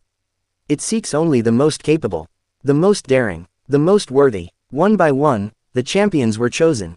Fleur Delacour for Beauxbatons, a girl of silver light and hidden steel. Viktor Krum for Durmstrang. Cedric Diggory for Hogwarts, the quintessential, golden boy, who believed in fair play and the nobility of the light. The hall began to applaud, a wave of relief washing over the students. The danger was assigned, the spectacle was set, but then, the flames turned a violent, sickly purple. The goblet sputtered, a gout of dark fire erupting from its mouth. A single, red piece of parchment fluttered down into Dumbledore's trembling hand. The headmaster's face went white, the parchment looking like a death warrant in his grip. "Hadrian Prince," he whispered. The silence that followed was not shocked. It was expectant. The hall turned as one toward the end of the table. Hadrian didn't look surprised. He stood up slowly, the iron ring on his finger pulsing in time with the goblet's dying flames. "I didn't put my name in that cup," Hadrian said, his voice a low, melodic vibration that carried to every corner of the room. "But the magic of the House of Prince does not ignore a challenge. If the goblet wants a sacrifice, I will give it a massacre." He walked toward the back chamber, ignoring the indignant shouts of Karkaroff and the frantic whispers of Ludo Bagman. Inside, the other champions waited. Fleur looked at him with disdain, Cedric with a worried frown. Then the door burst open. Dumbledore, Snape, and a man with a prosthetic leg and an elec. Trick Blue Eye, Alistair, Mad Eye, Moody, charged in. Hadrian, Dumbledore barked, his calm finally shattering. Did you put your name in the goblet? Do not ask idiocies, Albus, Snape interrupted, his voice a lethal hiss. The boy has spent his summer perfecting the Void Walk. He has no interest in a schoolboy trophy. Someone is trying to kill him, Moody growled, his magical eye spinning wildly in its socket. This is a setup. The boy's a target. Hadrian leaned against the cold stone wall, his obsidian eyes fixed on Moody. A target is only a target if it stays still, Alistair. I, interested in who thinks they have the authority to draft me into their little game. He stepped toward Dumbledore. You want me to play the hero again, Headmaster? You want to see if the boy who live, Ed, will bleed for the entertainment of the masses? Fine, I will play, but remember, when you invite a wolf to a dog show, don't complain about the mess. The first task arrived with the roar of dragons and the scent of sulfur. While the other champions spent weeks researching shielding charms and distraction techniques, Hadrian spent his time in the Chamber of Secrets, communicating with the ghost of the basilisk. He wasn't looking for a way to steal the golden egg, he was looking for a way to dominate the beast. The arena was a bowl of jagged rock and screaming spectators. The Hungarian whore, Ntail, the most dangerous of the species, guarded the nest with a primeval fury. Hadrian walked into the enclosure. He didn't pull his wand. He didn't run. He walked with the deliberate, terrifying calm of a sovereign. The horntail let out a blast of fire that turned the sand to glass. Hadrian didn't flinch. He raised his hand, the prince magic swirling around him like a cloak of liquid shadow. The fire split around him, unable to touch a single hair on his head. You are old, Hadrian spoke to the dragon, not in English, but in the guttural, vibrating tones of the old language, the tongue of the earth and its monsters. You are tired of the chains. You are tired of the little men with their stinging sparks. The dragon paused, its yellow eye narrowing. It felt the power radiating from the boy, a power that felt like the deep, crushing pressure of the mountain. Hadrian stepped within inches of the dragon's snout. He reached out and touched the scales, his hand glowing with a deep, pulsing emerald light. I am not here for your egg, Great Mother. I am here for your service. Bow, or burn. The crowd went silent. The dragon keepers moved to intervene, their wands raised, but they were stopped by an invisible wall of force that sent them reeling. The horntail lowered its head. It didn't just back away, it pressed its chest to the earth, a sound like a sub-bass purr vibrating through the stands. Hadrian casually picked up the golden egg. He didn't run out. He turned his back on the beast and walked toward the exit, the dragon standing as a silent, terrifying guard behind him. The score was a perfect 40. Even Karkaroff, trembling with a mix of fear and admiration, couldn't deny the sheer, unadulterated dominance of the display. But the real war was happening in the shadows. Between the first and second tasks, the Yule Ball arrived, a display of forced elegance that Hadrian used as a recruitment drive. He didn't take a Gryffindor. He didn't take a Beauxbaton's beauty. He walked into the Great Hall with Daphne Greengrass, the Ice Queen of Slytherin, on his arm. It was a political statement. The prince had unified the shadows. In the gardens, amidst the enchanted roses, Hadrian met with Sirius Black, who was hidden under a powerful glamour. The rat is still talking, Sirius whispered, his voice jagged. The Dark Lord is gathering his strength in a graveyard in Little Hangleton. He's using a ritual, Hadrian. He needs your blood, the blood of the enemy. He thinks my blood is a weakness, Hadrian said, looking at the moon. He thinks he can use it to ground his spirit. But my blood isn't just Potter blood anymore, Sirius. It's Prince blood. It's entropic. It's poison. What are you going to do? I'm going to give him exactly what he wants, Hadrian replied. His eyes flashing obsidian. I'm going to go to that graveyard. And I'm going to show him that some things are worse than being dead. The second task passed in the depths of the Black Lake. While others used gillyweed or bubble-head charms, Hadrian simply walked into the water, his magic creating a pocket of air that defied the pressure of the depths. He didn't save anyone. He re-ached the merpeople village and simply commanded them to release the hostages. They looked into his eyes and saw the king of the abyss. They didn't argue. Finally, The third task. The maze. A living, breathing labyrinth of thorns and madness. Hadrian moved through the hedges like a ghost. He didn't fight the acromantulas, he made them turn on each other. He didn't solve the Sphinx's riddle, he ooked through the creature's mind until it shrieked and fled. He reached the center of the maze at the same time as Cedric Diggory. The Triwizard cup glowed with a seductive, blue light. Take it, Hadrian, Cedric panted. His face covered in scratches. You deserve it, you're the true champion. The cup is a portkey, Cedric, Hadrian said, his voice flat. It leads to a place where champions go to die. What? How do you stay here? Hadrian commanded, his magic pinning Cedric to the ground. This is not your war, golden boy. This is a family reunion. Hadrian reached out and grabbed the cup. The world spun. The smell of cedar and damp earth was replaced by the stench of decay and ancient stone. He was in a graveyard. A massive, hooded figure stood over a boiling cauldron. Peter Pettigrew, the rat, cradled a bundle of tattered robes that whimpered with a high-pitched, inhuman voice. Kill the spare, the voice hissed. Pettigrew raised his wand, but Hadrian was faster. He didn't cast a shield. He cast a localized time distortion. The killing curse hit the distorted air and spiraled back, blowing Pettigrew's hand off before it could even connect. I am no one's spare, Peter, Hadrian said, stepping out of the shadows of a headstone. Pettigrew screamed, clutching his stump. The bundle of robes fell into the cauldron. The ritual began. Bone of the father, flesh of the servant, and blood of the enemy. Pettigrew whimpered, lunging at Hadrian with a silver dagger. Hadrian didn't pull away. He extended his arm. He let the blade cut deep into his forearm. He watched as the dark, thick prince blood fell into the cauldron. The liquid turned a violent, screaming red. The cauldron exploded in a pillar of white-hot fire. From the smoke, a figure rose, tall, skeletal, with skin like parchment and eyes like burning coals.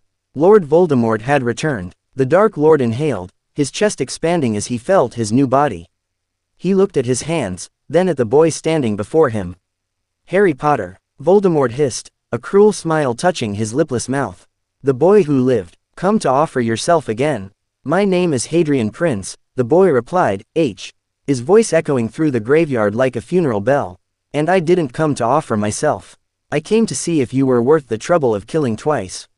Voldemort laughed, a high, cold sound. I have your blood in my veins, boy. I have your strength. I am. Suddenly, Voldemort's face contorted. He clutched his chest, his skin beginning to blacken and blister where the blood had settled. He fell to his knees, a sound of pure agony escaping his throat. What have you done? Voldemort gasped. My blood isn't a gift, Tom, Hadrian said, walking toward the fallen Dark Lord. It's a sentence. You wanted the blood of your enemy.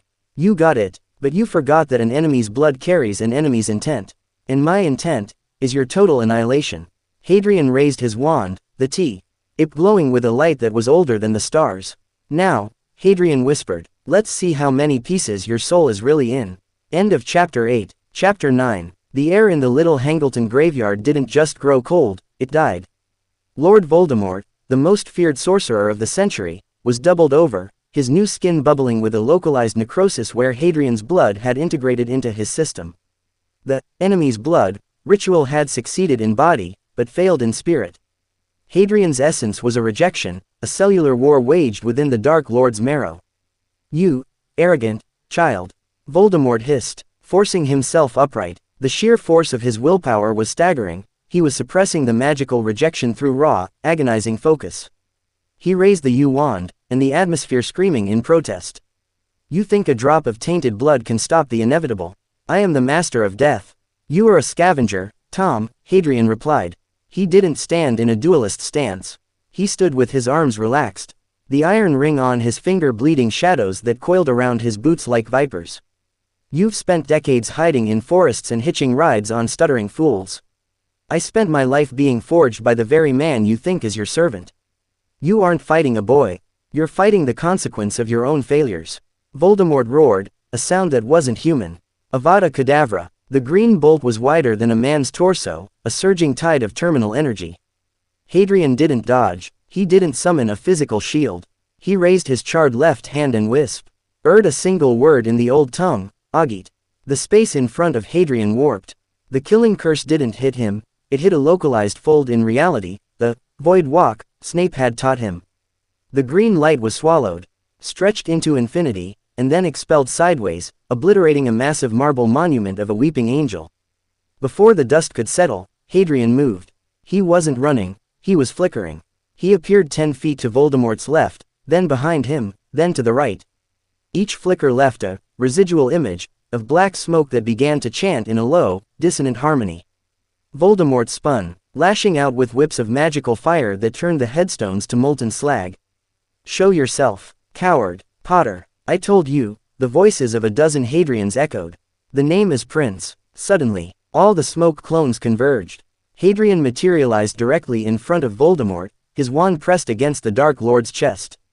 Sanguis ad ignem, blood to fire. The effect was instantaneous. The blood Voldemort had stolen from Hadrian ignited. The Dark Lord screamed as he burned from the inside out, white flames erupting from his eyes and mouth. It was a poetic agony, the very life force he had craved becoming his pyre. But Voldemort was a titan of the dark arts. With a scream that shattered every window in the nearby Riddle house, he expelled the fire in a massive shockwave of black magic. Hadrian was thrown back, his silk robes shredded, sliding across the damp earth. Voldemort stood panting, his form flickering like a bad transmission. His new body was failing, the white fire having left him charred and translucent. Enough of these parlor tricks. He raised his wand toward the sky. The clouds swirled into a giant, skeletal face, the dark mark, but rendered in actual storm and shadow. From the darkness, figures began to materialize. The inner circle, Lucius Malfoy, Nott, Crabbe, Goyle, the cowards who had denied him, now drawn by the primal call of their master. "My friends," Voldemort rasped, his eyes finding Hadrian. "Behold, the boy who thought he could defy me. Circle him, let him see the end." Hadrian stood up, wiping a trail of dark blood from his lip. He looked at the circle of masked Death Eaters. He recognized the magical signatures, the families of the knights he had been recruiting at Hogwarts. "Lucius," Hadrian said, his voice carrying through the graveyard with a terrifying calm. "Your son, Draco, sits at my table. He drinks my wine. He learns the magic your master is too afraid to touch. Are you truly prepared to die for a ghost when a king is standing right in front of you?" Lucius Malfoy hesitated, his wand hand trembling. The air grew thick with the tension of 1,000 years of pureblood politics being weighed against a single dying tyrant. "Silence!" Voldemort shrieked. He raised his wand to execute Lucius for the hesitation, but Hadrian didn't give him the chance. Hadrian slammed his hand into the earth. "Hogwarts, Benny." He wasn't calling the teachers. He was calling the heart of the castle. Because he had crushed the stone in the Athanor, Hadrian was tethered to the castle's ancient, sentient power. The graveyard floor exploded. Massive, jagged shards of Hogwarts stone, transferred through the void, tore through the earth. In the chaos, Hadrian grabbed the Triwizard cup. He didn't leave alone. He reached out and grabbed the severed hand of Peter Pettigrew, the only physical proof of the night's events. "We aren't finished, Tom," Hadrian said as the portkey began to glow. "I'm Jew, Saint, giving you time to realize you've already lost." The world spun. Hadrian slammed onto the grass of the Hogwarts Quidditch pitch. The cheers of the crowd were deafening, a wall of sound that felt like an insult. He stood up, covered in blood, ash, and the soot of a Dark Lord. He held the cup in one hand and the gray, twitching hand of Pettigrew in the other. Dumbledore was there in a second, his face a mask of horror. "Hadrian, what happened? Where is Cedric?" "Cedric is in the maze, safe," Hadrian said, his voice projecting over the entire stadium, silencing the thousands of spectators. "But the world you knew is gone, Albus." Quote, he threw Pettigrew's hand at Dumbledore's feet. "Lord Voldemort has returned. He has a body. He has his followers. And he is currently dying of a poison he was too arrogant to see coming." The panic was a physical thing, a wave of screams and movement. Cornelius Fudge, the minister, came running down from the stands, his face a sickly shade of mauve. "Now see here, this is nonsense. A prank. You can't just..." Hadrian turned his gaze on Fudge. The minister stopped as if he had hit a wall. "The ministry will do exactly what it has always done, Cornelius," Hadrian said. "It will lie, it will hide, and it will fail. But the House of Prince does not wait for permission to lead." Hadrian turned to the student body, specifically the Slytherin and Gryffindor tables. "The Knights of the Prince. To the chamber." As 30 students, the elite of the school, the heirs of the most powerful families, stood up. They didn't look at Dumbledore. They didn't look at the minister. They looked at Hadrian. Snape stepped forward from the shadows of the faculty bench. He looked at Hadrian's charred hands, then at the clear, white line on his forehead where the scar used to be. A look of profound, terrifying understanding passed between them. "The school is under lockdown," Snape announced, his voice carrying the authority of a man who had finally seen his vision realized. By order of the prince. Dumbledore stepped between them, his wand, the Elder Wand, hidden in his sleeve but ready. "Severus, you cannot mean this. This is a coup." "No, Albus," Snape said, his voice lower than a whisper. "This is a rescue. You've had your century. Now, get out of the way before the boy decides you're an obstacle." Hadrian walked past Dumbledore, leading his knights toward the castle. He didn't look back. He didn't need to. He could feel the Dark Lord's soul screaming in the distance, and he could feel the castle's stone heart beating in sync with his own. That night, in the Chamber of Secrets, surrounded by the glow of green fire and the scent of ancient power, Hadrian stood before his followers. "The world thinks there are two sides," Hadrian told them. "The light that lies, and the dark that destroys. They are wrong. There is only the power, and those too weak to seek it. Tonight, we stop being students. Tonight, we become the architects." He raised his hand, and the ring flared. "Long live the prince," the 30 voices echoed in the deep. The war had finally begun, but it wasn't the one anyone had expected. It was a war for the very definition of magic itself. End of Chapter 9. Chapter 10. The 5th year at Hogwarts opened with the taste of copper and the sound of iron boots. The air in the Great Hall was no longer filled with the idle chatter of children. It was thick with the suffocating tension of a cold war. On one side stood Albus Dumbledore, a sun setting behind a mountain of his own regrets. On the other stood Hadrian Prince, a black hole dressed in silk, surrounded by a court of knights, who had long since stopped answering to the faculty. And then there was the interloper. Dolores Umbridge sat at the high table like a poisonous toad dipped in strawberry jam. Her pink tweed suit was a violent assault on the castle's Gothic aesthetic. She was the ministry's desperation made flesh, a bureaucrat sent to PR. A garden that had already grown into a jungle of thorns. The ministry has always considered the education of young witches and wizards to be of the utmost importance, Umbridge announced, her voice a high-pitched, girlish simper that set Hadrian's teeth on edge. "Progress for the sake of progress must be discouraged. Let us preserve what can be preserved, and perfect what can be perfected." Hadrian didn't clap. He didn't even look at her. He was dissecting a pomegranate with a silver fruit knife, the juice staining the tablecloth like old blood. "She smells of cheap lavender and fresh parchment," Hadrian murmured to Daphne Greengrass, who sat to his right, in deep, unadulterated fear. "She's here for you, Hadrian," Daphne whispered, her eyes fixed on the high table. "Fudge is terrified. They're calling you a Dark Lord in training, in the Prophet." "A lord is a title given by others," Hadrian said, popping a seed into his mouth. "I am a prince. It is a matter of biology." The first clash occurred in the Defense Against the Dark Arts classroom.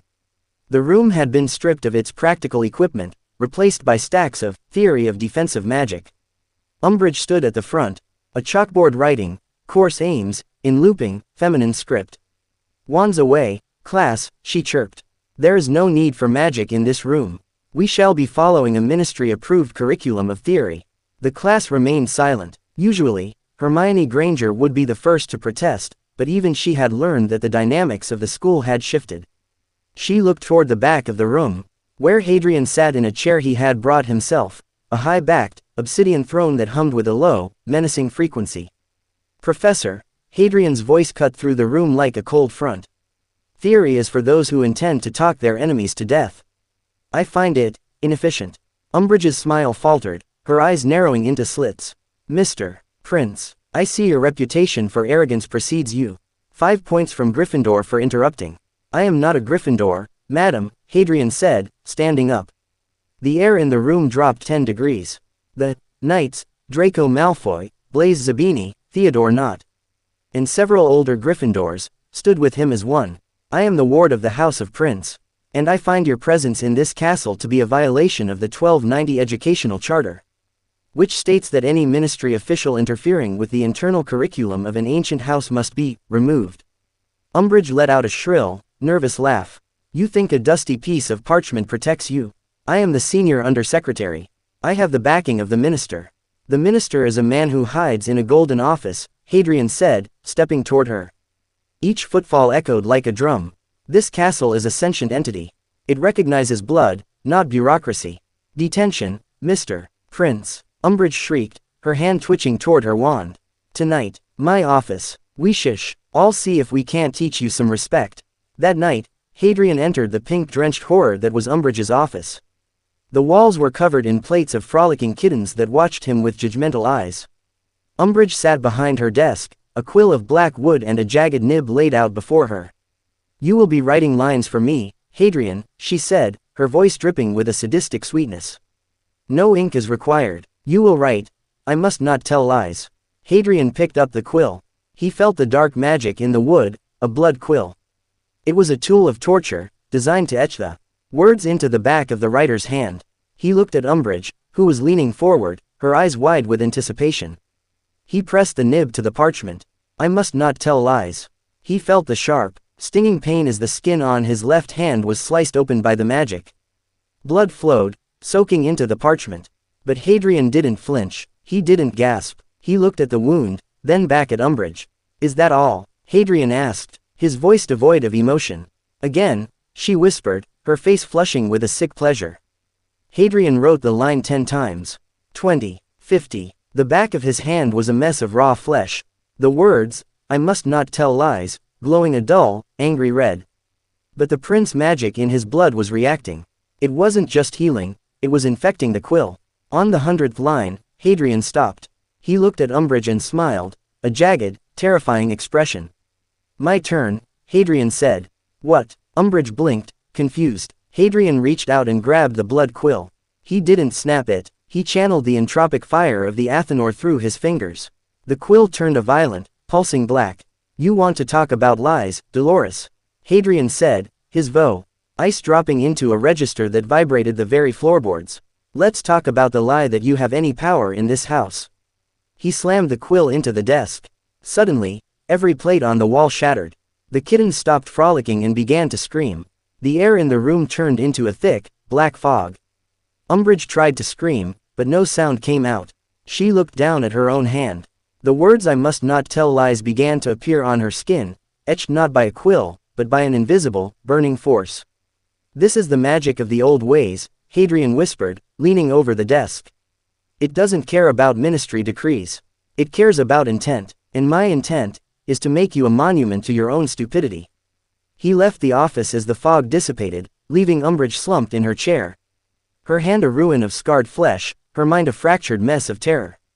She didn't report him, she couldn't. Every time she tried to speak of the incident, the scars on her hand flared with a pain so intense it rendered her unconscious. The Cold War had turned hot. In the Chamber of Secrets, Hadrian stood before his knights. They were practicing the Prince maneuvers, a blend of traditional dueling and the entropic arts. The ministry will send more, Hadrian told them. Dumbledore will try to guide us back to the path. And the Dark Lord is currently rebuilding his strength in the shadows. Nursing the wound I gave him. We are the third way. We do not fight for the light, and we do not serve the dark. We are the balance. He looked at Draco Malfoy, whose eyes were no longer filled with schoolboy malice, but with a cold, focused ambition. Draco, take the vanguard. Monitor the Slytherins who still correspond with their Death Eater fathers. Any sign of betrayal, deal with it. With pleasure, Hadrian, Draco said, his wand sparking. As the term progressed, the educational decrees became more absurd, but they were ignored. The students of Hogwarts no longer looked to the faculty for leadership. They looked to the boy in the black robes who walked the halls like a ghost of the founders. One evening, Snape found Hadrian in the library. The potions master looked tired. The double life he led taking its toll. Dumbledore is planning to move the order into the school, Snape said, his voice low. He thinks he can use the incident with Umbridge's leverage to declare a state of emergency. Let him, Hadrian said, closing a book on soul transmigration. The more of them he brings into the castle, the more of them I can convert. The Order of the Phoenix is a collection of sentimentalists.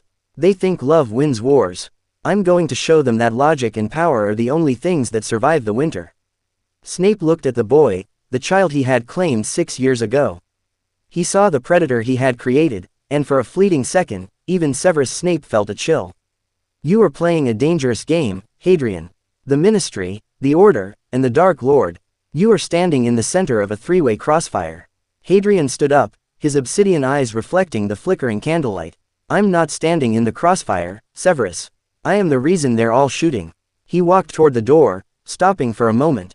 Tell Albus I'm ready for our next lesson. I think it's time he showed me what the Elder Wand can really do.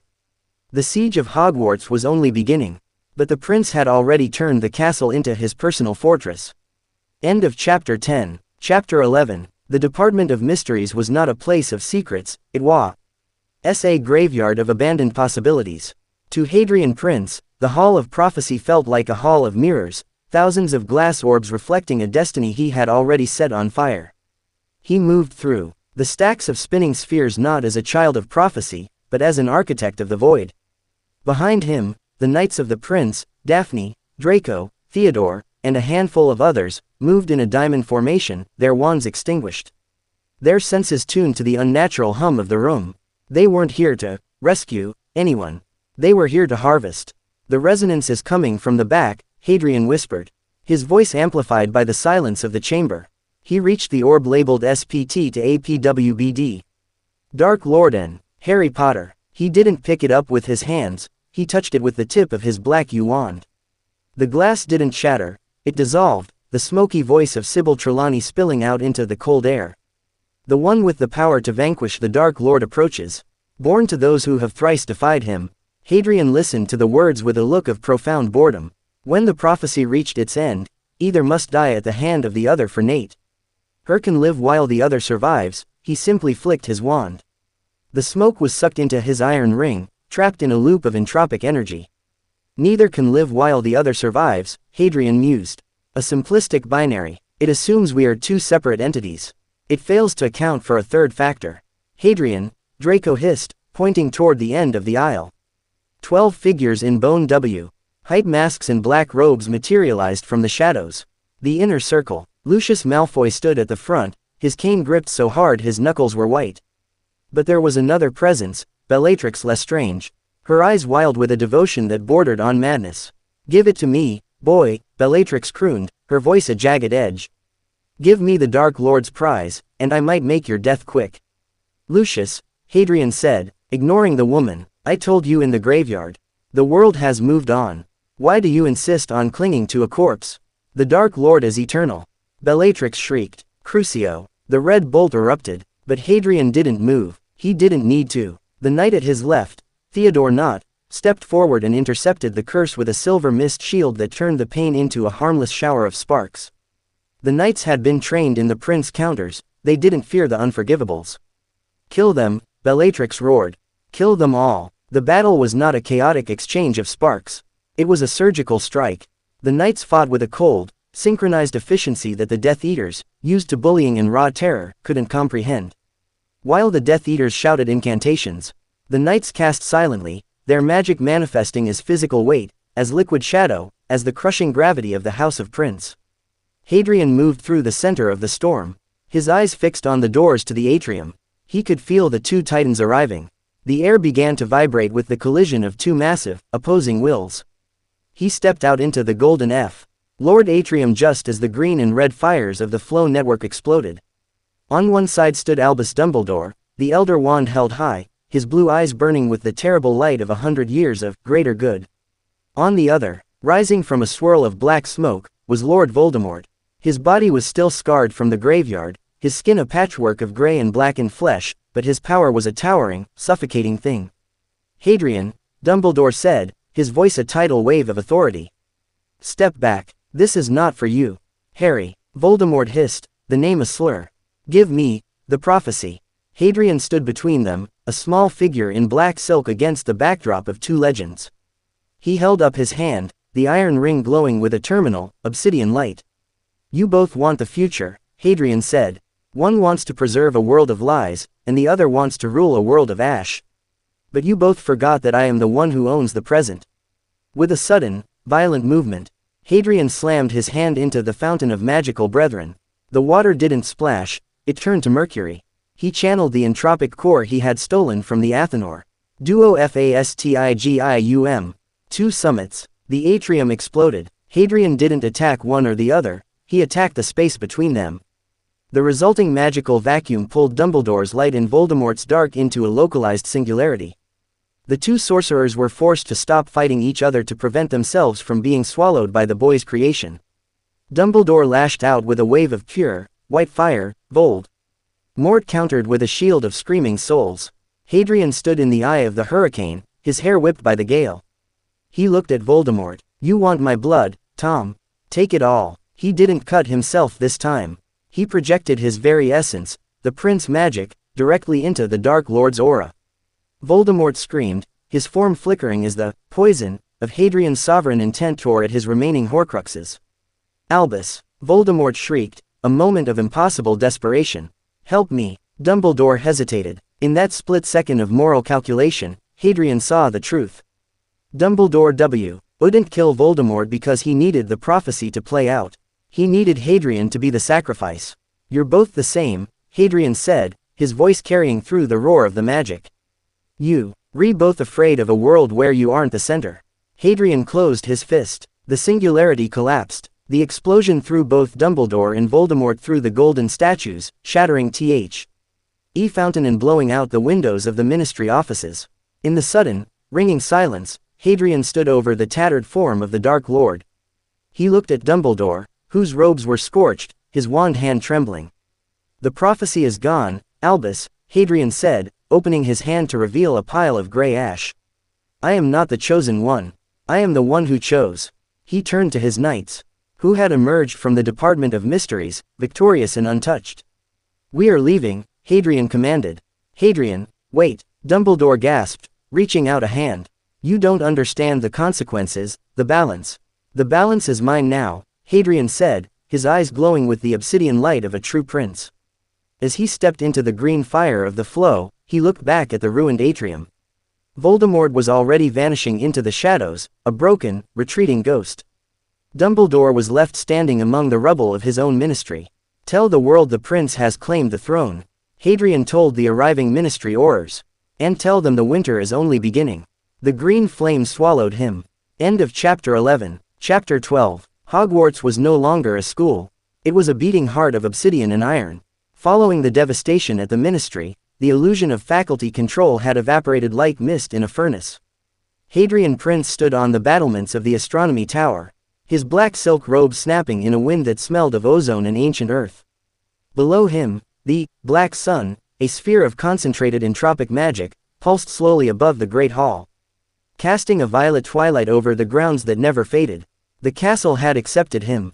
The stones hummed when he walked, the stairs moved at his silent command, the very air vibrated with the frequency of the prince bloodline. "The transition is complete, Hadrian," Severus Snape said, stepping out from the shadows of the parapet. He looked revitalized, the sallow exhaustion of his years as a double agent replaced by the sharp, lethal clarity of a man who had finally chosen his side. "Dumbledore has been escorted to the gates." He did not fight. He looked finished. He wasn't finished, Severus. He was observing, Hadrian replied, his eyes fixed on the horizon where the forbidden forest met the sky. "He's waiting for the Dark Lord to break the walls so he can step in as the savior, one last time. He wants to be the one to pick up the pieces." "There will be no pieces left to pick up," Snape said, his hand resting on the hilt of his wand. The fall of the spires had happened at dawn. Hadrian hadn't used violence. He had simply walked into the headmaster's office, sat in the claw-footed chair, and placed his iron ring on the desk. The castle's magic had recognized the claim. The portraits of past headmasters had gone silent, their figures fading into the canvas, leaving only the blank stare of a bypassed history. Dumbledore had gathered his belongings, the silver instruments, the books of light, magic, and walked out with a dignity that bordered on the tragic. He hadn't spoken to Hadrian. He had only looked at the black sun and whispered a single word, "Forgive." But Hadrian wasn't looking for forgiveness. He was looking for a conclusion. "The Dark Lord is coming," Hadrian stated. It wasn't a guess. He could feel the tattered remains of the Horcruxes. Those anchors of a broken soul, converging on the school. Voldemort was desperate. The poison in his blood had rendered his new body a cage of constant agony. He needed the Athenor. He needed the HEA-RT of the castle to stabilize his existence. Let them come, a voice echoed from the shadows below. Draco Malfoy, flanked by the knights of the prince, emerged onto the tower. They were no longer wearing school robes. They wore uniforms of charcoal gray and silver, their wands held with the easy grace of veterans. The wards are reinforced with the entropic core. Anything that crosses the bounda Rye without your mark will be reduced to ash. No, Hadrian said, turning to face his court. Lower the wards. Draco blinked. Hadrian, a fortress that cannot be entered is a prison, Hadrian said, his obsidian eyes glowing. I want them to enter. I want the Dark Lord to see the throne he thinks he can take. I want the light to see the power they were too afraid to wield. We aren't defending a school, Draco. We are hosting a funeral. The assault began at midnight. It wasn't the chaotic rush of the original timeline. It was a terrifying, silent advance. Thousands of Dementors, the ones Hadrian hadn't consumed, blanketed the sky like a funeral shroud. Giants lumbered through the trees, and the forest floor was a carpet of acromantulas and werewolves led by Fenrir Greyback. In the center of the darkness rode Voldemort, carried on a litter of bone and shadow. He looked like a corpse animated by pure, unadulterated spite. The gates of Hogwarts swung open. There were no spells from the towers. No shouting from the battlements. The silence of the castle was more terrifying than any war cry. Voldemort's forces hesitated at the threshold, the sheer wrongness of the black sun's light making their skin crawl. Enter, Hadrian's voice boomed, amplified by the very stones of the castle. The Dark Lord's army poured into the courtyard. Voldemort stepped off his litter, his bare feet touching the cold stone. He looked up at the astronomy tower, where a single figure stood bathed in violet light. Harry Potter, Voldemort shrieked, his voice a ragged terror in the night. Come down and die. Hadrian didn't walk down, he stepped off the edge of the tower. The crowd gasped as he fell, but he didn't hit the ground. He glided down on a pillar of black smoke, landing 10 feet from the Dark Lord.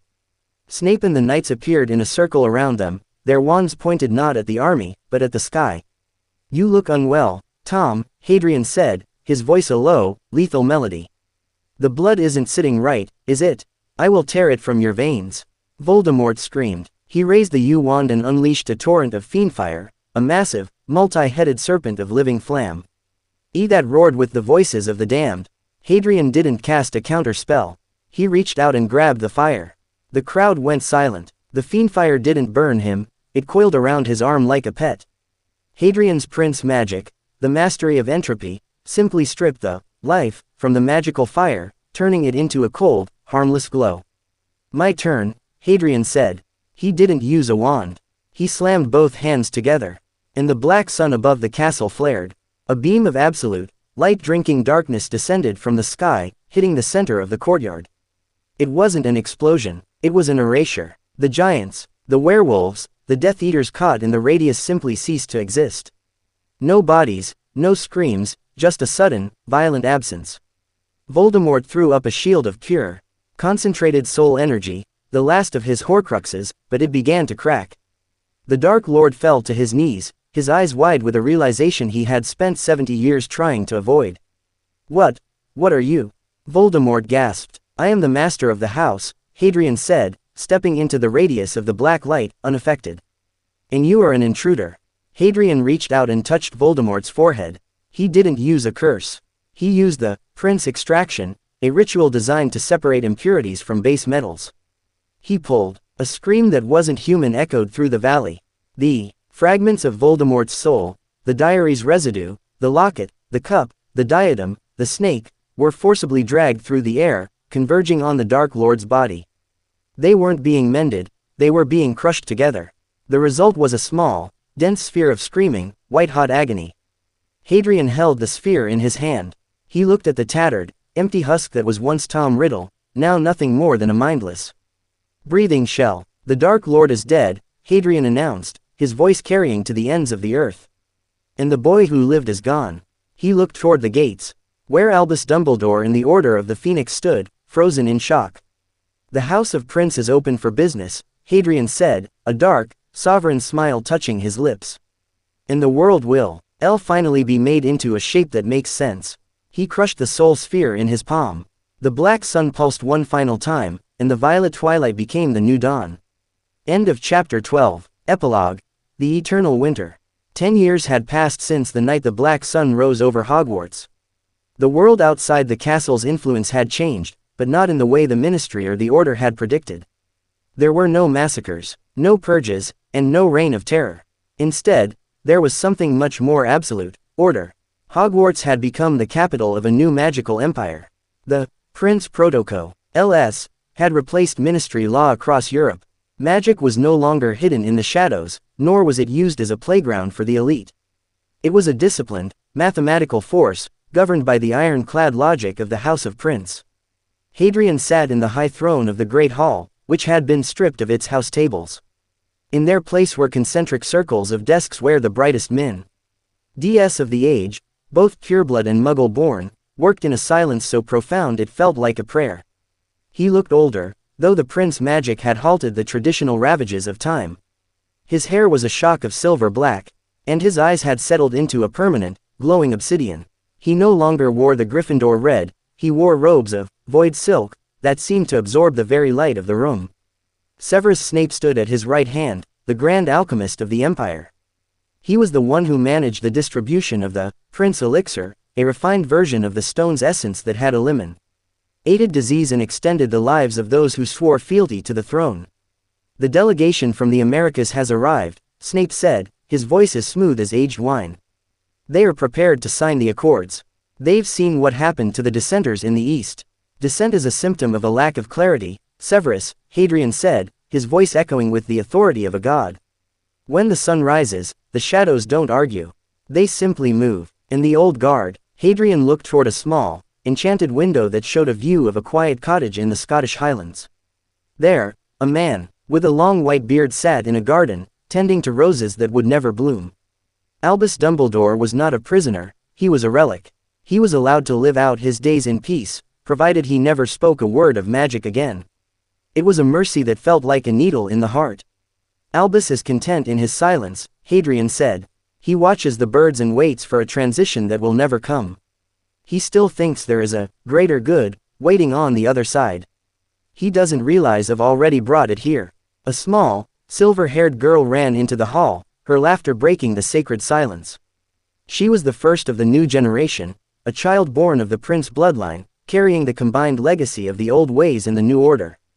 She ran to the throne and climbed into Hadrian's lap. "Father," she whispered, pointing to the black sun pulsing above the ceiling. "Why is the sky purple?" Hadrian looked at his daughter, then out at the world he had built, a world without the cycle of dark lords and light saviors. A world where magic was finally, truly, mastered. "Because the world used to be afraid of the dark, Lyra," Hadrian said, stroking her hair. "So I turned the dark into a light that would never go out." Quote. He looked up at the black sun, and for a brief, fleeting second, he saw the ghost of a green-eyed woman in the violet light. She wasn't screaming, she was smiling. The prince had not just survived his destiny. He had conquered it. The end.